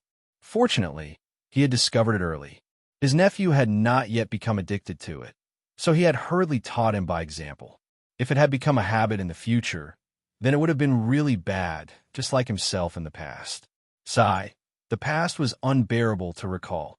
Dongfang Shenxian had a complacent look on his face, but there was also a bit of sadness as he leisurely walked out. Later, Jun Moxie inquired about it, and learned from his other two uncles that although this eldest uncle had many wives and concubines, he had no children. He had no descendants and no one to carry on the family line. But the more it was like this, the more concubines he took. The more concubines he took, the less he had. It had become a vicious circle. Now, it was said that Dongfang Wenqing had 40 to 50 wives and concubines. It was a very terrifying number. Even if he took turns to take care of one wife and concubine every night, it would take about 2 months, so that was it. Jun Mo Xie secretly chuckled. Then, he started to ponder in his heart. I can use my medical skills and herbs to help my uncle regain his ability to bear children. But how should I put it? What was more, today this old man judged others by himself. He put such a big hat on me without asking for the reason. It seemed that it would be unreasonable if I didn't take revenge. He was my uncle, so it was impossible for him to take revenge by force. As for other things, well, I'll just wait until I get back to the Dongfang family. I can't rush this matter. Jun Mo Xie hurriedly returned to his tent as he watched his uncle walk away. Then, he turned his wrist, and a shiny long sword appeared in his hand. This sword was 2 feet long, and 6 inches shorter than the traditional 3 feet long sword. The sword's width was less than 3 inches, and its thickness was moderate. The hilt of the sword didn't have the slightest bit of decoration. In fact, the shape of the sword was simple and unadorned. However, it radiated brilliance in all directions. As soon as this sword was taken out, the temperature in the tent seemed to suddenly drop. It was cold and gloomy. Even though it was noon and the sun was shining brightly, there was a feeling of dusk in the tent. From the body of the sword to the tip, it seemed to be swallowing and spitting out cold flames. In fact, it wasn't shining brightly. It just stayed quietly in Jun Moxie's hand, but it naturally had the aura of a king among soldiers. It made people unconsciously feel that the body of the sword seemed to be shining brightly. Jun Moxie's finger lightly flicked the body of the sword. Almost at the same time, an unusually clear and melodious cry was heard. It was as if a bloodthirsty, poisonous dragon that had been sleeping for thousands of years had suddenly woken up from its dream and was crying out thirstily. The sword's cry suddenly soared into the sky. Within a radius of a few hundred feet, everyone felt their heart palpitate. Countless horses panicked and neighed at the same time. It was as if an ancient demon had suddenly descended among them. It was inexplicably terrifying. Jun Moxie picked up a long knife that was hanging on the wall of the tent. He stretched out the body of the sword and pointed it towards the sky. Then, he gently put the knife down from the sky. Cha! With a soft sound, this long saber that was shining with a cold light naturally split into 2 like tofu the moment it came into contact with the sword edge. It fell to the ground in a dispirited manner. This soft sound was like a sharp knife stabbing into a piece of wood. It was so soft that it was almost inaudible. However, the long knife that had been used for hundreds of battles had already been broken into 2 pieces. Jun Mo Xie let out a light sigh of relief. He caressed the ridge of the sword and said in a soft voice, "Compared to you, those so-called divine weapons that can cut through iron like mud, what do they count as? You are the real king among soldiers, the emperor of swords." The long sword was silent and soundless. 333 long knives, 333 sharp swords, 333 long halberds. A total of 999 weapons were used to create this sword of yours. How much blood do you need to feed yourself? Jun Moxie spoke as if he was talking to a living person, gently and slowly. He knew that this sword could understand him. It could really understand. A treasured knife had a spirit, and a divine weapon had a soul. The long sword trembled slightly. It seemed to not move, but a strange halo extended from the hilt to the tip of the sword. It swam back and stopped at the ridge of the sword, motionless. It was like the soul of a bloodthirsty, venomous snake, swam back and forth on the blade of the sword. Jun Moxie carefully used the edge of the sword to gently cut his arm. A stream of blood flowed out and flowed onto the blade of the sword. The long sword turned around, and this stream of blood smeared the entire blade of the sword. Then it flowed down along the tip of the sword. The blade of the sword was like autumn water, spotless and bright. Jun Moxie did this very slowly, very solemnly, and very pious. Even very nostalgic. With my blood, I nourish my sharp weapon. With my soul, I worship my divine weapon. This was the tradition of the Chinese swordsmen for a long time. It was an ancient ritual. Since there were swordsmen in the world, this ritual had been going on for thousands of years. After the rise of hot weapons and the decline of cold weapons, it was on the verge of extinction. But in this different world, at this moment, Jun Moxie used his supreme piety to perform this strange ancient ritual to himself and his sword. He wanted to use this method to express his love for the long sword. He also wanted to use this method to remind himself, no matter where I am, I still have the bloodline of Yin and Huang, a descendant of China. Chapter 404. There was no need to doubt, and there was no room for doubt. The main culprit of the weapon thefts these past few days was Jun Moxie. This was the most obvious thing. Only he could create this kind of unparalleled, godly thief reputation. Of course, this so-called obvious is something that only we are clear about. Others don't know. Jun Dashao, the supreme godly thief, would steal every day whenever he had nothing to do. With those methods of his, how could he care about the peaceful world? As long as he could see it with his eyes, it would be easy to grab it with his hands. No, it had already surpassed the level of grabbing. With the growth of Dashao's magical powers, his mental power had already reached a higher level. In the face of those ownerless weapons, as long as he thought about it, he would immediately store them into the Hongjun Pagoda. This method had already reached a godly level.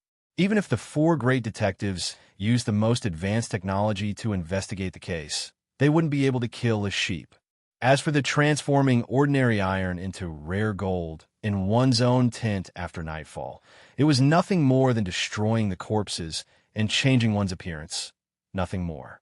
He believed that no immortal would be so bored as to use the heaven-defying skills of yin-yang escape and 5 elements transformation to steal a few ordinary swords and sabers. Moreover, they were not top-notch divine weapons, but ordinary weapons made of ordinary steel. Therefore, in a sense, the degree of squandering of Jun Moxie and Jun Dashao had definitely risen to an absolute peak that no one had ever reached before.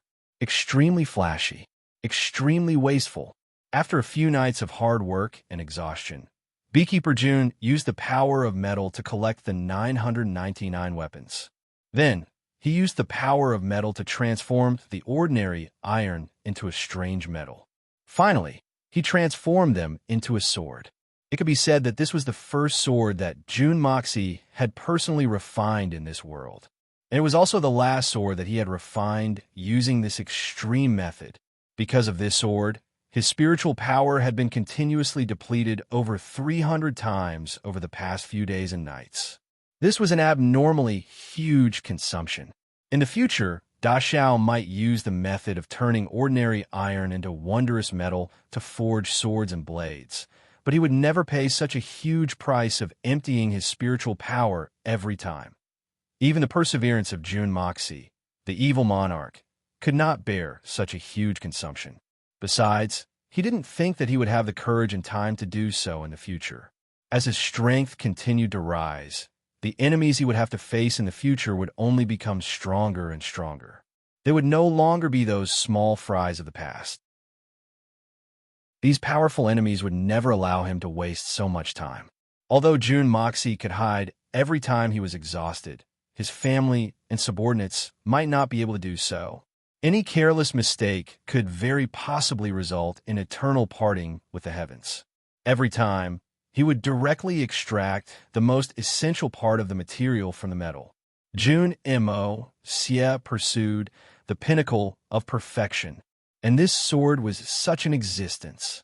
For the sake of this sword's birth, Jun Mo Xie had practically spent the entire day and night stealing it without rest. Then he would refine it nonstop, and then steal it again. Such a cycle, such frequent use of the power of metal, over and over again, over and over again, and over and over again, and over and over again. The spiritual power in his meridians and dantian was like a reservoir at the top of the mountain. The upper end was blocked, and the lower end was also blocked. It was originally in a static state, but the lower end suddenly opened completely, so the water in the reservoir rushed down and instantly emptied. Then at the same time when the reservoir became empty, the upper end suddenly opened, and after a very short time, it was filled with water, and so on. Again and again, the cycle became faster and faster, and he became more and more familiar with it. But with the impact of the water, the reservoir's capacity also increased slightly. Even though each increase was very small, but such a frequent number of times caused the reservoir's capacity to become larger and larger. But no matter how much it expanded, it could always be filled in a very short time.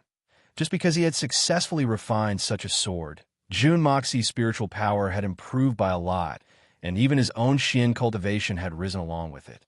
According to the Xian continent standards, he was already close to the Tian Xian intermediate level. Don't think that this was just a small improvement from the beginner level to the intermediate level, but in terms of Xian cultivation, it was a huge matter. Da Xiao had just reached the Tian Xian beginner level a few days ago, and in less than 2 days, he was actually about to break through to the intermediate level. This kind of advancement was simply a big matter that could scare people's teeth off. This was definitely an astonishing speed of advancement that had never been seen since ancient times. Even the legends did not have such a legendary speed. In addition, Da Xiao's control of the power of gold had also become more proficient, and it was not an exaggeration to say that he was extremely familiar with it. Now, Da Xiao was no longer limited to simply extracting materials, but was trying to control the power of gold, trying to shrink a sword by half, or even smaller, just to make it a little sharper, a little stronger, or to fuse 3 or 4 weapons into a sword or a knife. It must be known that it was naturally relatively easy to release one's own magical power in one go, but when it came to controlling it bit by bit, that was an absolute skill. Although Da Xiao could not achieve fine control at the moment, he was constantly studying the power of gold and developing in the direction of skill. However, Jun Mo Xie was still very tired after such a long period of consumption. The Hong Jun Pagoda's aura could replenish his physical strength, but it still consumed a lot of his mental strength. And the best way to replenish his mental strength was to sleep. However, the young Master Jun's current achievements couldn't replace sleep. In fact, he would look like a bear if he didn't get enough sleep. And so, of course, the eldest young master received his dear uncle's earnest and heartfelt advice, and even set an example for himself. Jun Moxie did not know whether to be angry or to laugh, but now that he saw this sword, all his negative emotions were instantly sublimated. At this moment, there was nothing else in Da Xiao's eyes other than the sword. This was the first time that Jun Moxie had used the traditional method of yin huang to sacrifice a sword. This sword was personally made by himself, without the help of any tools, just made out of thin air. It was like a child that had suddenly been born. It was like a lifelong friend that had reunited after a long time, and would always be by his side from now on. You have my blood in you. I am a descendant of Yin Huang. You will keep an eternal memory for me, in this life, and in this life forever. Jun Moxie looked at the sword with an unusually gentle gaze, his tone filled with longing, melancholy, and nostalgia. His gaze seemed to pass through endless time and space, returning to the place that he loved the most, his gaze still determined. From now on, your name shall be Blood of Yellow Flame. Jun Moxie's tone was solemn, but his gaze was suddenly burning, as if his blood was burning. From now on, in this different world, accompany me to conquer the world. Accompany me to dance the winds and clouds. Become the king of evil, and spread the name of Yin Huang. Kill all the evils in this world. One man and one sword dominate the world. I will use the blood of all enemies in this world to nourish you, to feed you. In this continent, you, the blood of Yellow Flame, will become an eternal legend. Jun Moxie's tone was very low, very serious, very serious. It sounded like he was not murmuring, but issuing a vow. An earth-shattering vow, a vow that would last till the end of time. In the name of Yin Huang, the long sword let out a clear cry, like the roar of a dragon or a tiger. The capital, the Jun residence, was unusually lively during this period of time. Ever since the expedition team left, Princess Raimu would come to report in almost every day, and she would stay for an entire day. After a period of time, the Empress would also come to visit from time to time. Grandpa Jun was well aware of the reason for this, but this matter could not be brought out in the open, so he simply waved his hand. Since Guan Qinghan was not at home, her courtyard was temporarily given to the Empress and Princess Raimu as their resting place. Every time the Empress came, she would stay in Guan Qinghan's courtyard. She would take out a jade flute and gently play a song. Then, she would quietly sit in the courtyard, not taking a step out of the courtyard. Only when it was time to leave, she would play another song, and then immediately leave, never staying a moment longer. The sound of the flute was originally melancholy, but the sound of the Empress's flute was even more sorrowful, like weeping and complaining, causing those who heard it to shed tears, and those who heard it to feel sad. The Empress's face was very calm, and could even be said to be stupefied. But when she was playing these two songs, her expression was focused, and her face was serious. It was as if she was using all her heart, all her soul, to play these two songs. That kind of tranquil grief would make anyone who saw it feel sad. Even when the Empress was playing, there would sometimes be a kind of despairing gentleness, helpless sadness in her eyes. Every time the sound of the flute sounded, Yi Gahan, who was recuperating in Jun Moxie's courtyard, would be abnormally quiet. Now, he could get up and even walk a few steps, but his body had suffered too much damage, and his vitality was greatly damaged. His right hand, which was holding the sword, had also been cut off from the shoulder. His exquisite swordsmanship was crippled, and his dantian had exploded. Tian Xian's cultivation was also gone. During this period of time, Yi Gohan had become haggard. From a strong Tian Xian, he had been reduced to a cripple who had lost all his Xian Qi. Moreover, he had become a complete cripple. Such a huge gap made Yi Gohan, who was originally a proud and arrogant person, almost go crazy. He had sacrificed for Raimu. Even though he had lost all his cultivation, even though he had become a cripple, he had no regrets. No regrets. He only blamed himself for not dying on the spot, but leaving this crippled body, which was a disgrace to the world. As a proud and arrogant person, he could not accept it in any way, and even once hysterically begged for death. However, no matter how berserk Yi Guhan was, he would immediately become like a well-behaved child as soon as the sound of the flute resounded. He would quietly sit there and accompany the person next door. They would quietly pass this period of time together. Recommend a new book, Knife God, book number 16517770. I never believe in God, because in front of my knife, no one dares to claim to be God. Chapter 4:05. Every time this happened, Yi Guhan's face would be very complicated. Frustration, sadness, loss, and a vague happiness. His gaze was affectionate but persistent, painful yet sweet. His mouth would always silently murmur a name. Although he didn't make any sound, his mouth would always form the same two words.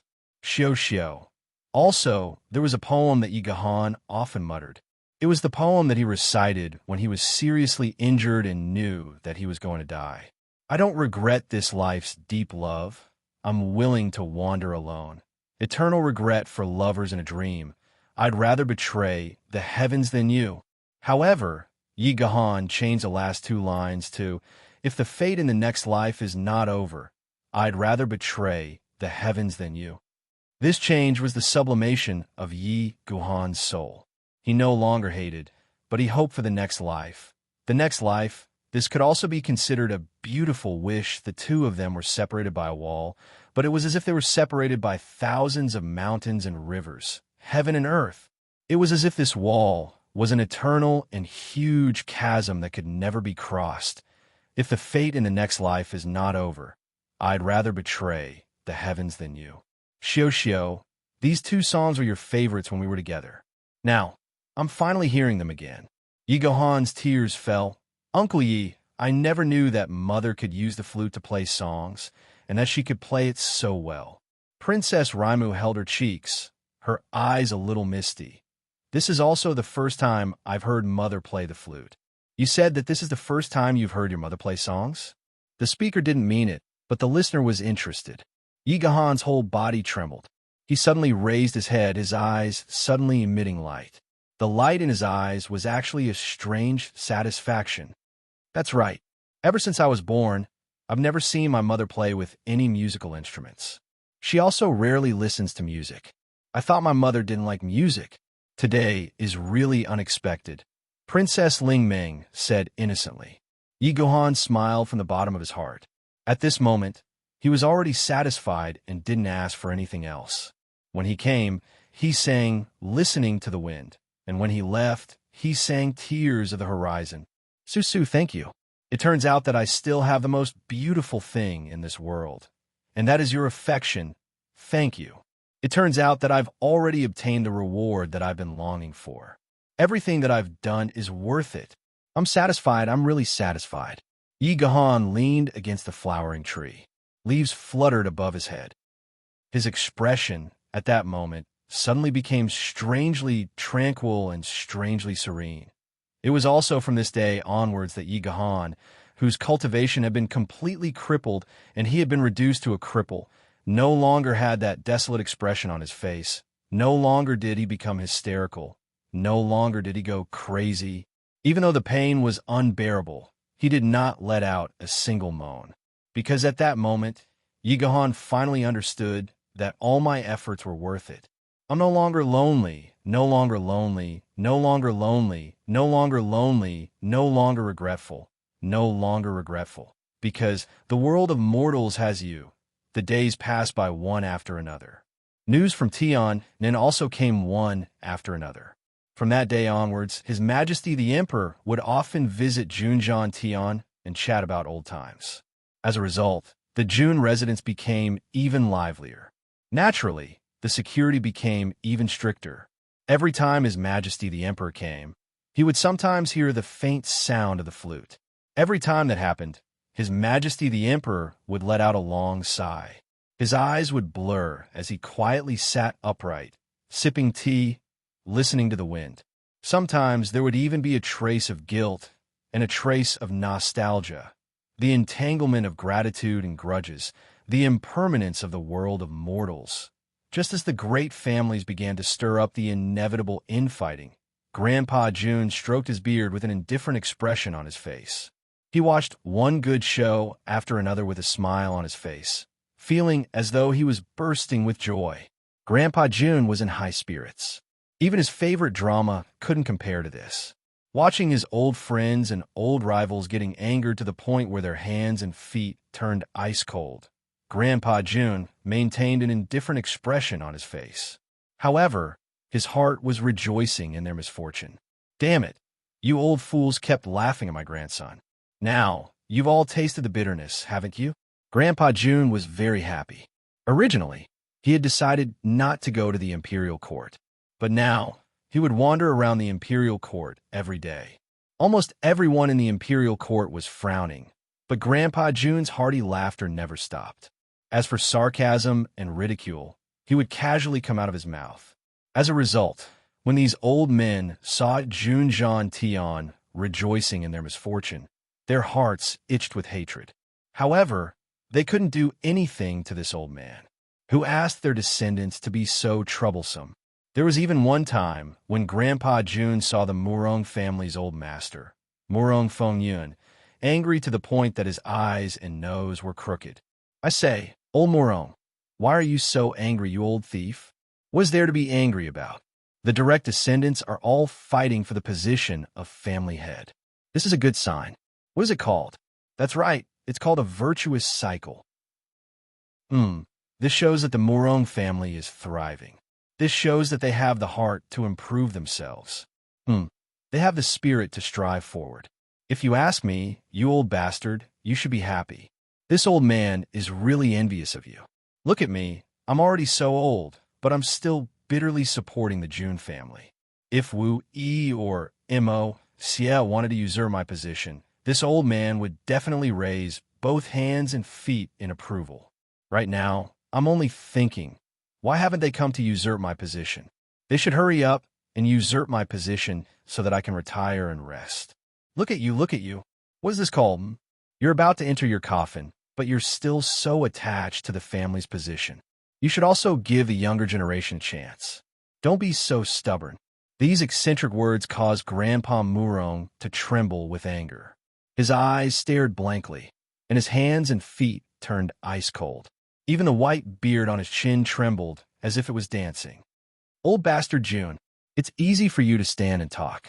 What else do you know apart from taking pleasure in other people's misfortune? Your June family only has a single strand of hair. What's there to fight over? But this old man here has more than 30 strands. Why don't you give it a try? Ha ha ha. Old bastard Murong, you really have a lot of hair. You actually have more than 30 strands. I admire you. June Jean Tian laughed until his eyebrows could not be seen. He was overjoyed. Old bastard Murong, didn't you always run over to show off to this old man every time you had a grandson? Do you still remember what you said 3 years ago? You old bastard, in front of everyone, you said, this old man's family is thriving. This old man's grandson has 33 guns. June Jean Tian spat and said, now you're being annoyed by your 33 guns, right? Serves you right. Damn it. Look at those 30 or so guns of yours. Each and every one of them is a spearhead made of wax. Good to look at, but useless. Grandpa June looked disdainfully at the other old men.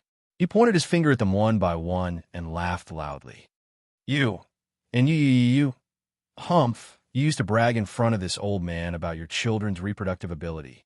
Every time you gave birth to a child, you would come to this old man to ask for money. After asking for money, you would even make sarcastic remarks about this old man. How about now? What's wrong? All of you are dead, right? All of you are withered, right? Why aren't you showing off? Ha ha. This old man's heart is really happy. This old man's grandson only has one gun. He can win 10, he can win 100, ha ha. Grandpa June, who had lost his sense of measure and started to put on a show, incurred the wrath of the crowd. 7 or 8 old men with white beards rushed forward with red eyes. It was as if they were about to gang up on him. Grandpa June laughed loudly and fled. Although he had fled, he had finally vented the anger that he had been holding in for decades. It was comfortable and delightful. However, Grandpa June was happy too early. Extreme joy is often accompanied by sorrow. The storm that followed was something that he had never expected. Not even in his wildest dreams could he have imagined that his grandson, whom he had been so proud of, who could fight against 100 spears with a single spear, would immediately poke such a huge hole in his own spear. Grandpa June was flushed with success. He hummed a little tune as he returned home. What greeted him was a letter sent by an eagle. After it was opened, The smile on Grandpa June's face froze before it could fade away. His mouth suddenly opened wide like a catfish on the verge of dying of thirst. "Oh, my mother! How could this be?" Grandpa June only managed to utter those words after a long while. His eyes were as big as copper bells as he sat down, smashing the rosewood chair into pieces. In the end, his buttocks landed on the ground, but he was still oblivious to what had happened. "My dear grandson, you're really a troublesome ancestor. This kind of thing could have happened half a year later, or even 2 or 3 months later. Why did it have to happen at such a critical time? I'm going to be laughed at by those old farts. Where should I put my old face? I've just offended all those old farts. I've completely offended them." Grandpa June was somewhat shocked. He had called out mother and grandson. He was truly moved. However, Grandpa June was still worried about losing face in front of his old friends. His nerves were really thick. "Master, what happened to you? Could it be the third general and the young master? Did something happen? Didn't we just receive news that they had safely passed the test and will be returning soon?" Old Pang was shocked and hurried over to help him up. "What happened? Something big happened." Grandpa June trembled as he stood up. He let out a long sigh and suddenly roared. "This is absurd." He raised his hand and smashed the table in front of him. Old Pang's complexion changed.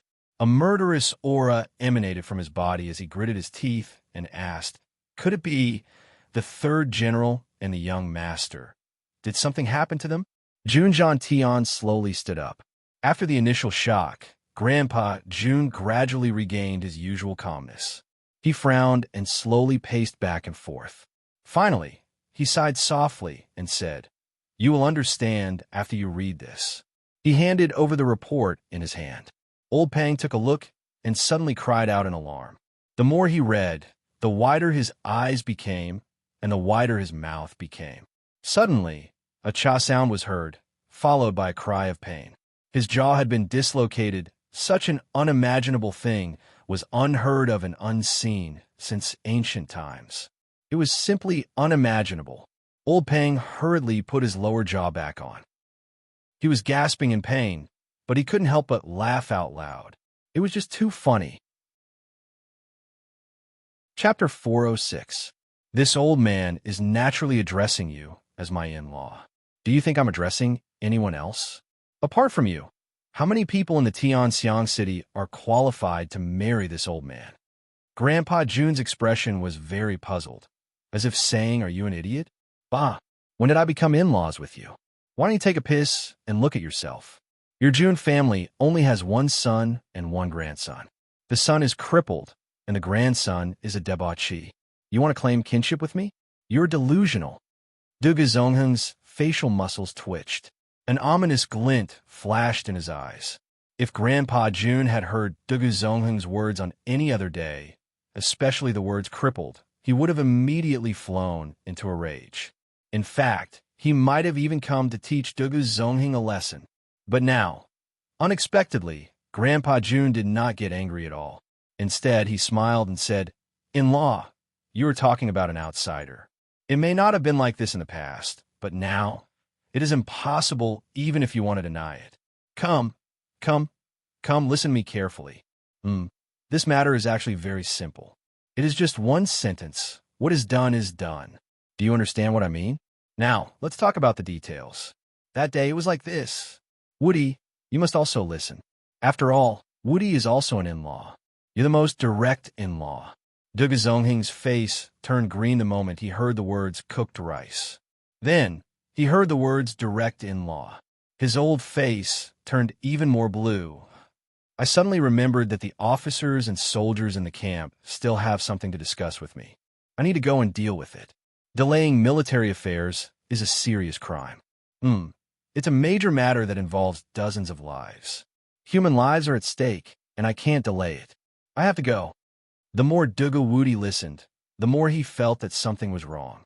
So, he immediately thought of one of the 36 stratagems to avoid the limelight.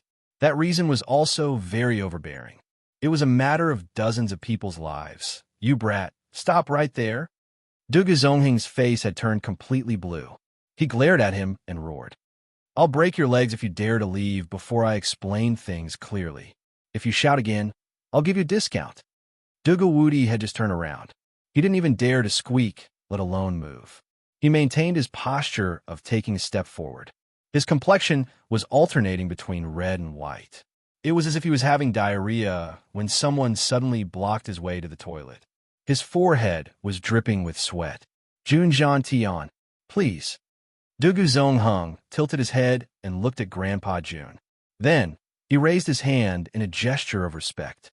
The meaning was clear. Don't say anything here. Let's go inside and talk behind closed doors. You brats, wait here. No one is allowed to leave. If anyone dares to approach in an attempt to eavesdrop on military secrets, kill them. Grandpa Jun turned around and gave the order. Hearing Grandpa Jun's order, Grandpa Dugu also felt that something was amiss. So he followed suit and ordered his own bodyguards to stand guard. The bodyguards of both families complied in unison and quickly spread out to several key positions.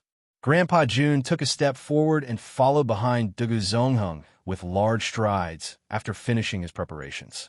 Great General Dugu Wudi slowly followed behind them. The bad feeling in his heart was becoming more and more obvious. What's done is done. It can't be true, right? Good heavens. My dear daughter, don't tell me that you've pushed me into a pit of fire. Old man Jun, if you have something to say, then say it. If you have something to fart, then say it. Don't beat around the bush. Don't talk nonsense. Dugu Zongheng's complexion had already turned black. He appeared very impatient. He looked at his son with an increasingly unkind expression. Dugu Wudi didn't have a usual air of a great general. He was extremely restrained as he sat on one side. In fact, he looked like a bullied wife. His tall and sturdy body seemed as if it wanted to shrink into the ground. He was constantly wiping his sweat. It was already early winter in Tianxiang, but Great General Dugu seemed to be in the middle of summer.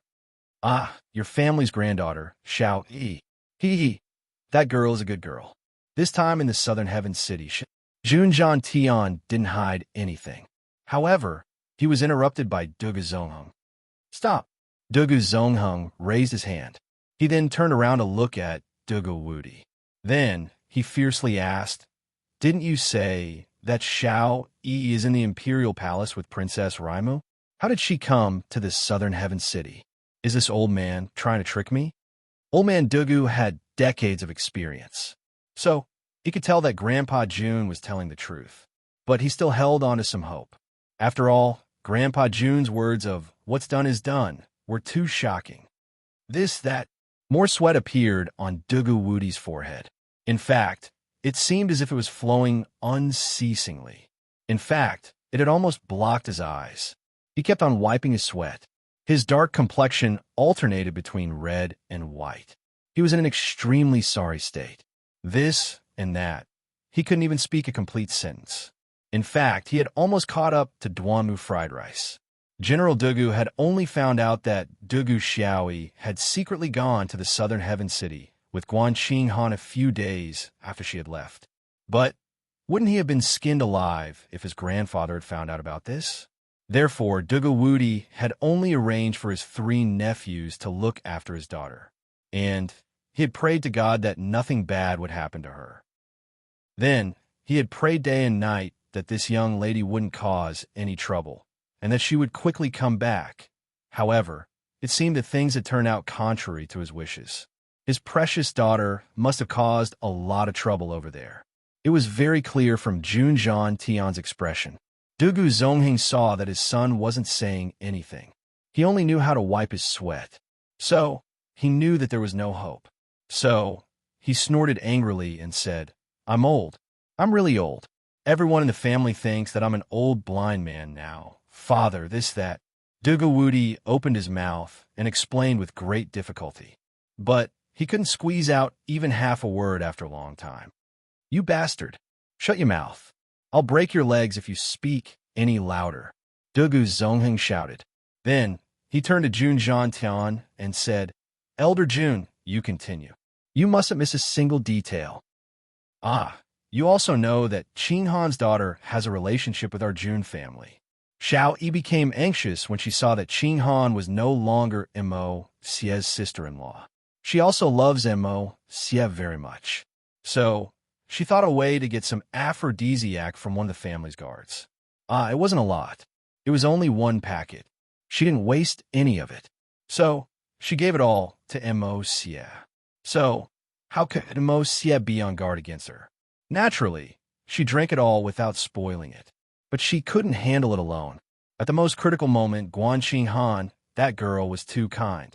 She was afraid that something would happen to them and went to look for them. In the end, alas, she made a big mistake. That's how it happened. Old Dugu, you tell me. Aren't we relatives by marriage now? Your granddaughter took the initiative. It doesn't matter who took the initiative. In any case, the rice is cooked. So, that brat, Mo Xie, will definitely take responsibility. Junjian Tian stroked his beard.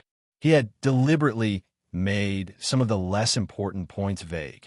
He had emphasized that Jun Daxiao would take responsibility, especially when Junjian Tian had assumed the appearance of a victim. He couldn't help but sigh. In fact, everything that Old Man Jun had said was the truth. However, he had deliberately misled them, for example, but she couldn't handle it alone. So at the most critical moment, those who knew the truth would naturally understand that nothing had happened to Dugu Xiaoyi. She certainly couldn't handle Jun Daxiao at that time, but nothing had happened. However, those who didn't know the truth would think too much. Especially those two men, Dugu Zongheng and Dugu Wudi, had naturally thought of something. Jun Moxie had been drugged with so many aphrodisiacs. So, a silly little girl like Dugu Xiaoyi wouldn't have been able to handle it. So, she wouldn't have been able to handle it. So, this thought had unconsciously formed a fixed pattern of thinking. Jun Moxie and Dugu Xiaoyi had already done that thing. Well, Dugu Xiaoyi couldn't handle it. At the most critical moment, Guan Qinghan had appeared and saved Dugu Xiaoyi's life. She had saved Dugu Xiaoyi's life, but she had also sacrificed herself. This was the most logical deduction. Since Dugu Xiaoyi had drugged Jun Moxie, it meant that she had already decided to cut off all means of retreat. So, why would she run away? Dugu Zongheng and Dugu Wu Di's eyes widened as Jun Tian narrated. The sound of their breathing became louder and louder. Eventually, their throats began to emit huff sounds. Even after Jun Tian had finished speaking for a long time, the father and son duo were still staring at each other with their eyes wide open. Jun Tian knew that his objective had been achieved, so he no longer paid attention to them. He picked up his teacup and calmly sipped his tea. "You're really infuriating me." Unexpectedly, the first one to jump up in anger was the great General Dugu Wu Di. He had already become completely listless a moment ago. He could be seen dancing with joy. In fact, he had jumped 30 feet high. He was so angry that his entire face had changed shape. Jun Moxie, that little bastard, he actually dared to do such a despicable thing. I won't forgive him. I want to dismember his body into 10,000 pieces. I want to castrate him, and then castrate him. He had said for a long time, but he hadn't even finished speaking when a powerful slap landed on his head. The slap had sent him crashing to the ground. He had landed on his back like a gold ingot. You bastard, what's your name? What's your mother's name? What did I just say? If you speak again, I'll break your legs. My words are nothing but farts. Chapter 407. Today's third update. Fourth update in progress. You raised a good daughter. Dugu Zongheng is truly unfortunate. I raised a bunch of vile creatures like you. You deceived me, didn't you? Now that something has finally happened, you're happy. You're happy. Dugu Zongheng jumped up. He was like a starving wild wolf that was frantically circling around in a cage. However, he couldn't find anything after circling around twice. So, he suddenly shouted like a thunderclap. This old man is furious. He jumped up and ferociously kicked Dugu Wu Di's body. This kick was extremely powerful. Bang! General Dugu Wu Di's majestic body smashed through the wall and flew out. Then, he landed in the courtyard far away and prostrated himself on the ground. The Jun family's guards and the Dugu family's guards were old acquaintances. So, these two groups of people were on high alert at this moment. After all, the two old men had issued a strict order that anyone who rashly approached in order to eavesdrop on military secrets would be killed on the spot. This wasn't a joke. Suddenly, there was a whistling sound of wind. Everyone thought that someone was trying to eavesdrop on military secrets. But when they looked up, they saw General Dugu's exceptionally tall and sturdy body fall between the two groups of people with a thump sound. He cut an extremely sorry figure. This unforeseen event couldn't help but leave everyone's jaws wide open in surprise. Everyone still hadn't figured out what was going on when they suddenly heard the sound of wind. Dugu Wudi's mouth was crooked and his eyes were slanted. He madly kicked General Dugu's body. It could be seen that he didn't show the slightest bit of mercy. He madly cursed as he kicked General Dugu. Alfu asterisk K your mother. Alfu asterisk K your mother. Alfu asterisk K your grandmother. Alfu asterisk K your mother. Dugu Wudi appeared to be a seasoned veteran. He covered his face with one of his arms, while the other covered his crotch. His body was curled up into a ball, and he shouted, "Well done! Hit him fiercely. Don't hold back. The more you hit him, the better. But I'm so angry. I'm so angry." Fu asterisk K. The two guards stood to one side in a daze. Their eyebrows were twitching crazily. They didn't know what was going on. What the hell is going on? When had they ever seen a general who could do whatever he wanted in the entire empire being beaten up like this? Not to mention the Jun family's guards. Even the Dugu family's guards had never seen such a thing before. This was simply big news. It was too surprising. Just as the guards were poking their heads out to look around, their bellies full of gossip, they heard the sound of clothes flapping in the air. Jun Jean Tian rushed over and suddenly shouted like a clap of thunder. "Why are you still crowding around? All of you scram. Don't you know this is a military secret? Whoever pokes their head around and leaks the news, I'll exterminate their 9 generations." What? Another military secret? What was going on? Forget it. This is a secret between the higher-ups. Us small fries better not get involved. With a loud boom, the guards of the two families scattered like birds and beasts. Dugu Zongheng wasn't willing to stop. His fists were like heavy hammers, and his legs were like meteors. He was beating them to his heart's content, and his spittle was splattering everywhere. However, Dugu Wudi wasn't someone to be trifled with. Jun Jiantian narrowed his eyes as he watched the father and son fight. Both of them were shouting themselves hoarse and seemed to be very energetic. All right. I say, old Dugu, that's enough. You'll get sick if you continue to beat him. Besides, you can *CK his mother. That's perfectly justifiable. But his grandmother, she's so old that she doesn't even look like a proper person. Moreover, you're overstepping your seniority. Grandpa Jun saw that the beating was almost over, so he spoke up to mediate. It wasn't that he didn't want to mediate earlier, but the father and son needed to vent their anger. Otherwise, it would be hard to say what would happen with Dugu Zongheng's temper. However, his words of persuasion seemed to have added fuel to the fire. What's going on? Are you trying to confiscate the family's property? Or are you trying to rebel? Do you still want to live? A sharp, stern, and dignified voice suddenly rang out. It was followed by a majestic army of women coming from the direction of the inner courtyard. The leader of this army was the old lady. She had a stout look on her face, and her entire body was graceful and rich. She was Dugu Zongheng's wife. She was a first-class madam of the empire, old Lady Dugu. The army of women behind her were Dugu Wudi's wives and concubines. There were no less than 7 or 8 of them. They were distressed to see the great General Dugu being beaten so miserably by his father. However, they didn't dare to step forward to mediate because of the old man Dugu's power. They didn't even dare to show concern for their husband. Therefore, they couldn't help but look at the old lady for help. What's going on? The old lady heavily slammed her walking stick on the ground. She angrily shouted, "What's the big deal? Do you have to do this? You actually beat him up to this state? Don't you know how to hold back?" She then turned her sharp eyes towards Grandpa Jun. "You old scoundrel. You didn't say anything, nor did you try to persuade him. Instead, you added fuel to the fire. Your sarcastic words are even more disgraceful. I'll settle this account with you later. The old lady Dugu is a woman who doesn't lose to men. You're still asking what's going on. Dugu Zonghung finally stopped when he saw that his wife had arrived. However, he couldn't help but ruthlessly kick his son's buttocks before stopping. He was seething with anger. This unfilial son, he really angers this old man to death. Don't stop me today. It's good enough that I don't beat him to death. Even if I beat him to death, I'll still be able to get some peace and quiet. Even if I don't beat him to death, I'll at least break this kid's dog legs. That's how he deceives me. The other ladies saw that Grandpa June had finally stopped after being persuaded by the old lady.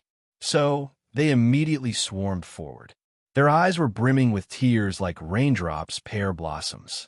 They hurriedly helped Dugu Wudi up. The great General Dugu's face was swollen. His clothes were in tatters. He looked like a pig's head. Suddenly, a noble and graceful lady cried out in alarm.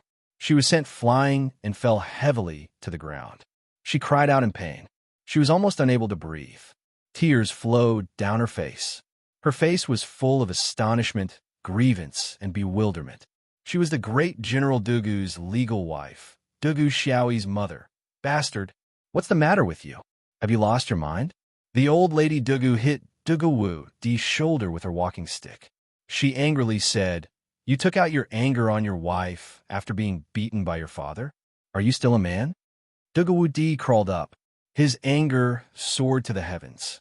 "Mother, don't worry about this. This is all because of this stinky woman. She gave birth to a good daughter. Now, she has caused such a big scandal. Even if I beat her to death, it would be considered a light punishment. It wouldn't be enough to appease my hatred." General Dugu was still full of energy, even though he had been beaten up. His movements were still vigorous. It seemed that a father would beat his son no matter how much he beat him. Xiao Yi. What happened to Xiao Yi? All the women suddenly became nervous. The Dugu family only had one daughter. So, everyone loved and cherished her like a precious pearl. So, they would naturally talk about Dugu Xiaoyi when they mentioned their daughter. General Dugu was suddenly surrounded by a group of women. "My lord, what happened to Xiao Yi? What happened? Tell me quickly." Lady Dugu didn't care about the pain in her body. She had thrown her previous grievances to the highest heavens. So, she hurriedly crawled up and asked. The old lady Dugu became even more nervous. "Xiao Yi, what happened to my obedient granddaughter?" Dugu Zonghung looked up to the sky and sighed. General Dugu's mouth was crooked. Then, both of them said in a sorrowful tone, "Alas, misfortune befalls our family." Grandpa June touched his nose. Then, he moved forward and cupped his hands towards the old lady Dugu. Then he laughed dryly and said, "I say, that in-law, old June greets you." The old lady Dugu didn't even look at Grandpa June. So when she heard the word in-law, she almost choked and coughed violently. "June Tian, you old bastard. What did that scum of a grandson of yours do to my precious granddaughter?" Old Madame Dugu was a shrewd old woman. When June Tian addressed her as Madam, she understood the meaning behind her words and immediately thought of this. The power of the words in-law was undoubtedly enormous. For a moment, 7 or 8 pairs of eyes of all the women present stared at Grandpa June's face like a dozen searchlights. Grandpa June's expression didn't change in the face of thousands of soldiers. He wasn't afraid of the Dugu father and son, but he felt his scalp tingle when he saw this group of women. He secretly admired them in his heart. "I feel dizzy just looking at them." Dugu Wudi has to deal with every single one of them. His body is really good. He's almost as good as I was back then. Grandpa June coughed a few times before he finally said, "In-law, you must speak carefully. This time, my grandson didn't do anything to your granddaughter. Instead, it was your granddaughter who did something to my grandson. Xiao, he was the one who lit the fire and cooked the rice. This is a serious matter. So, you must clearly understand what's going on before you speak." The old lady Dugu's body couldn't help but sway as she heard these words. The old lady had experienced many things in her life. Her face suddenly turned cold. Bring me all the information about the Southern Heaven City. Madame Dugu cautiously looked at her mother-in-law and said in a low voice, I've read every single letter from the Southern Heaven City. But not a single word mentioned Xiao. These words were reasonable. The Dugu family's 3 youngsters must have found out about this incident in the Southern Heaven City. But they wouldn't have dared to reveal this matter to their family, even if they had the courage to do so. After all, everyone wanted to drag this matter out.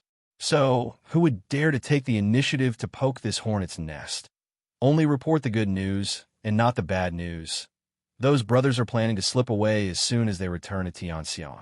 Or, I'll go to the border and hide as far as I can. This matter has nothing to do with me. At least, it's not directly related to me. Old man Dugu flew into a rage. Good. It turns out that your entire family knows that that damn girl has gone to the Southern Heaven City. But you've kept it from me. It turns out that this old man is an outsider.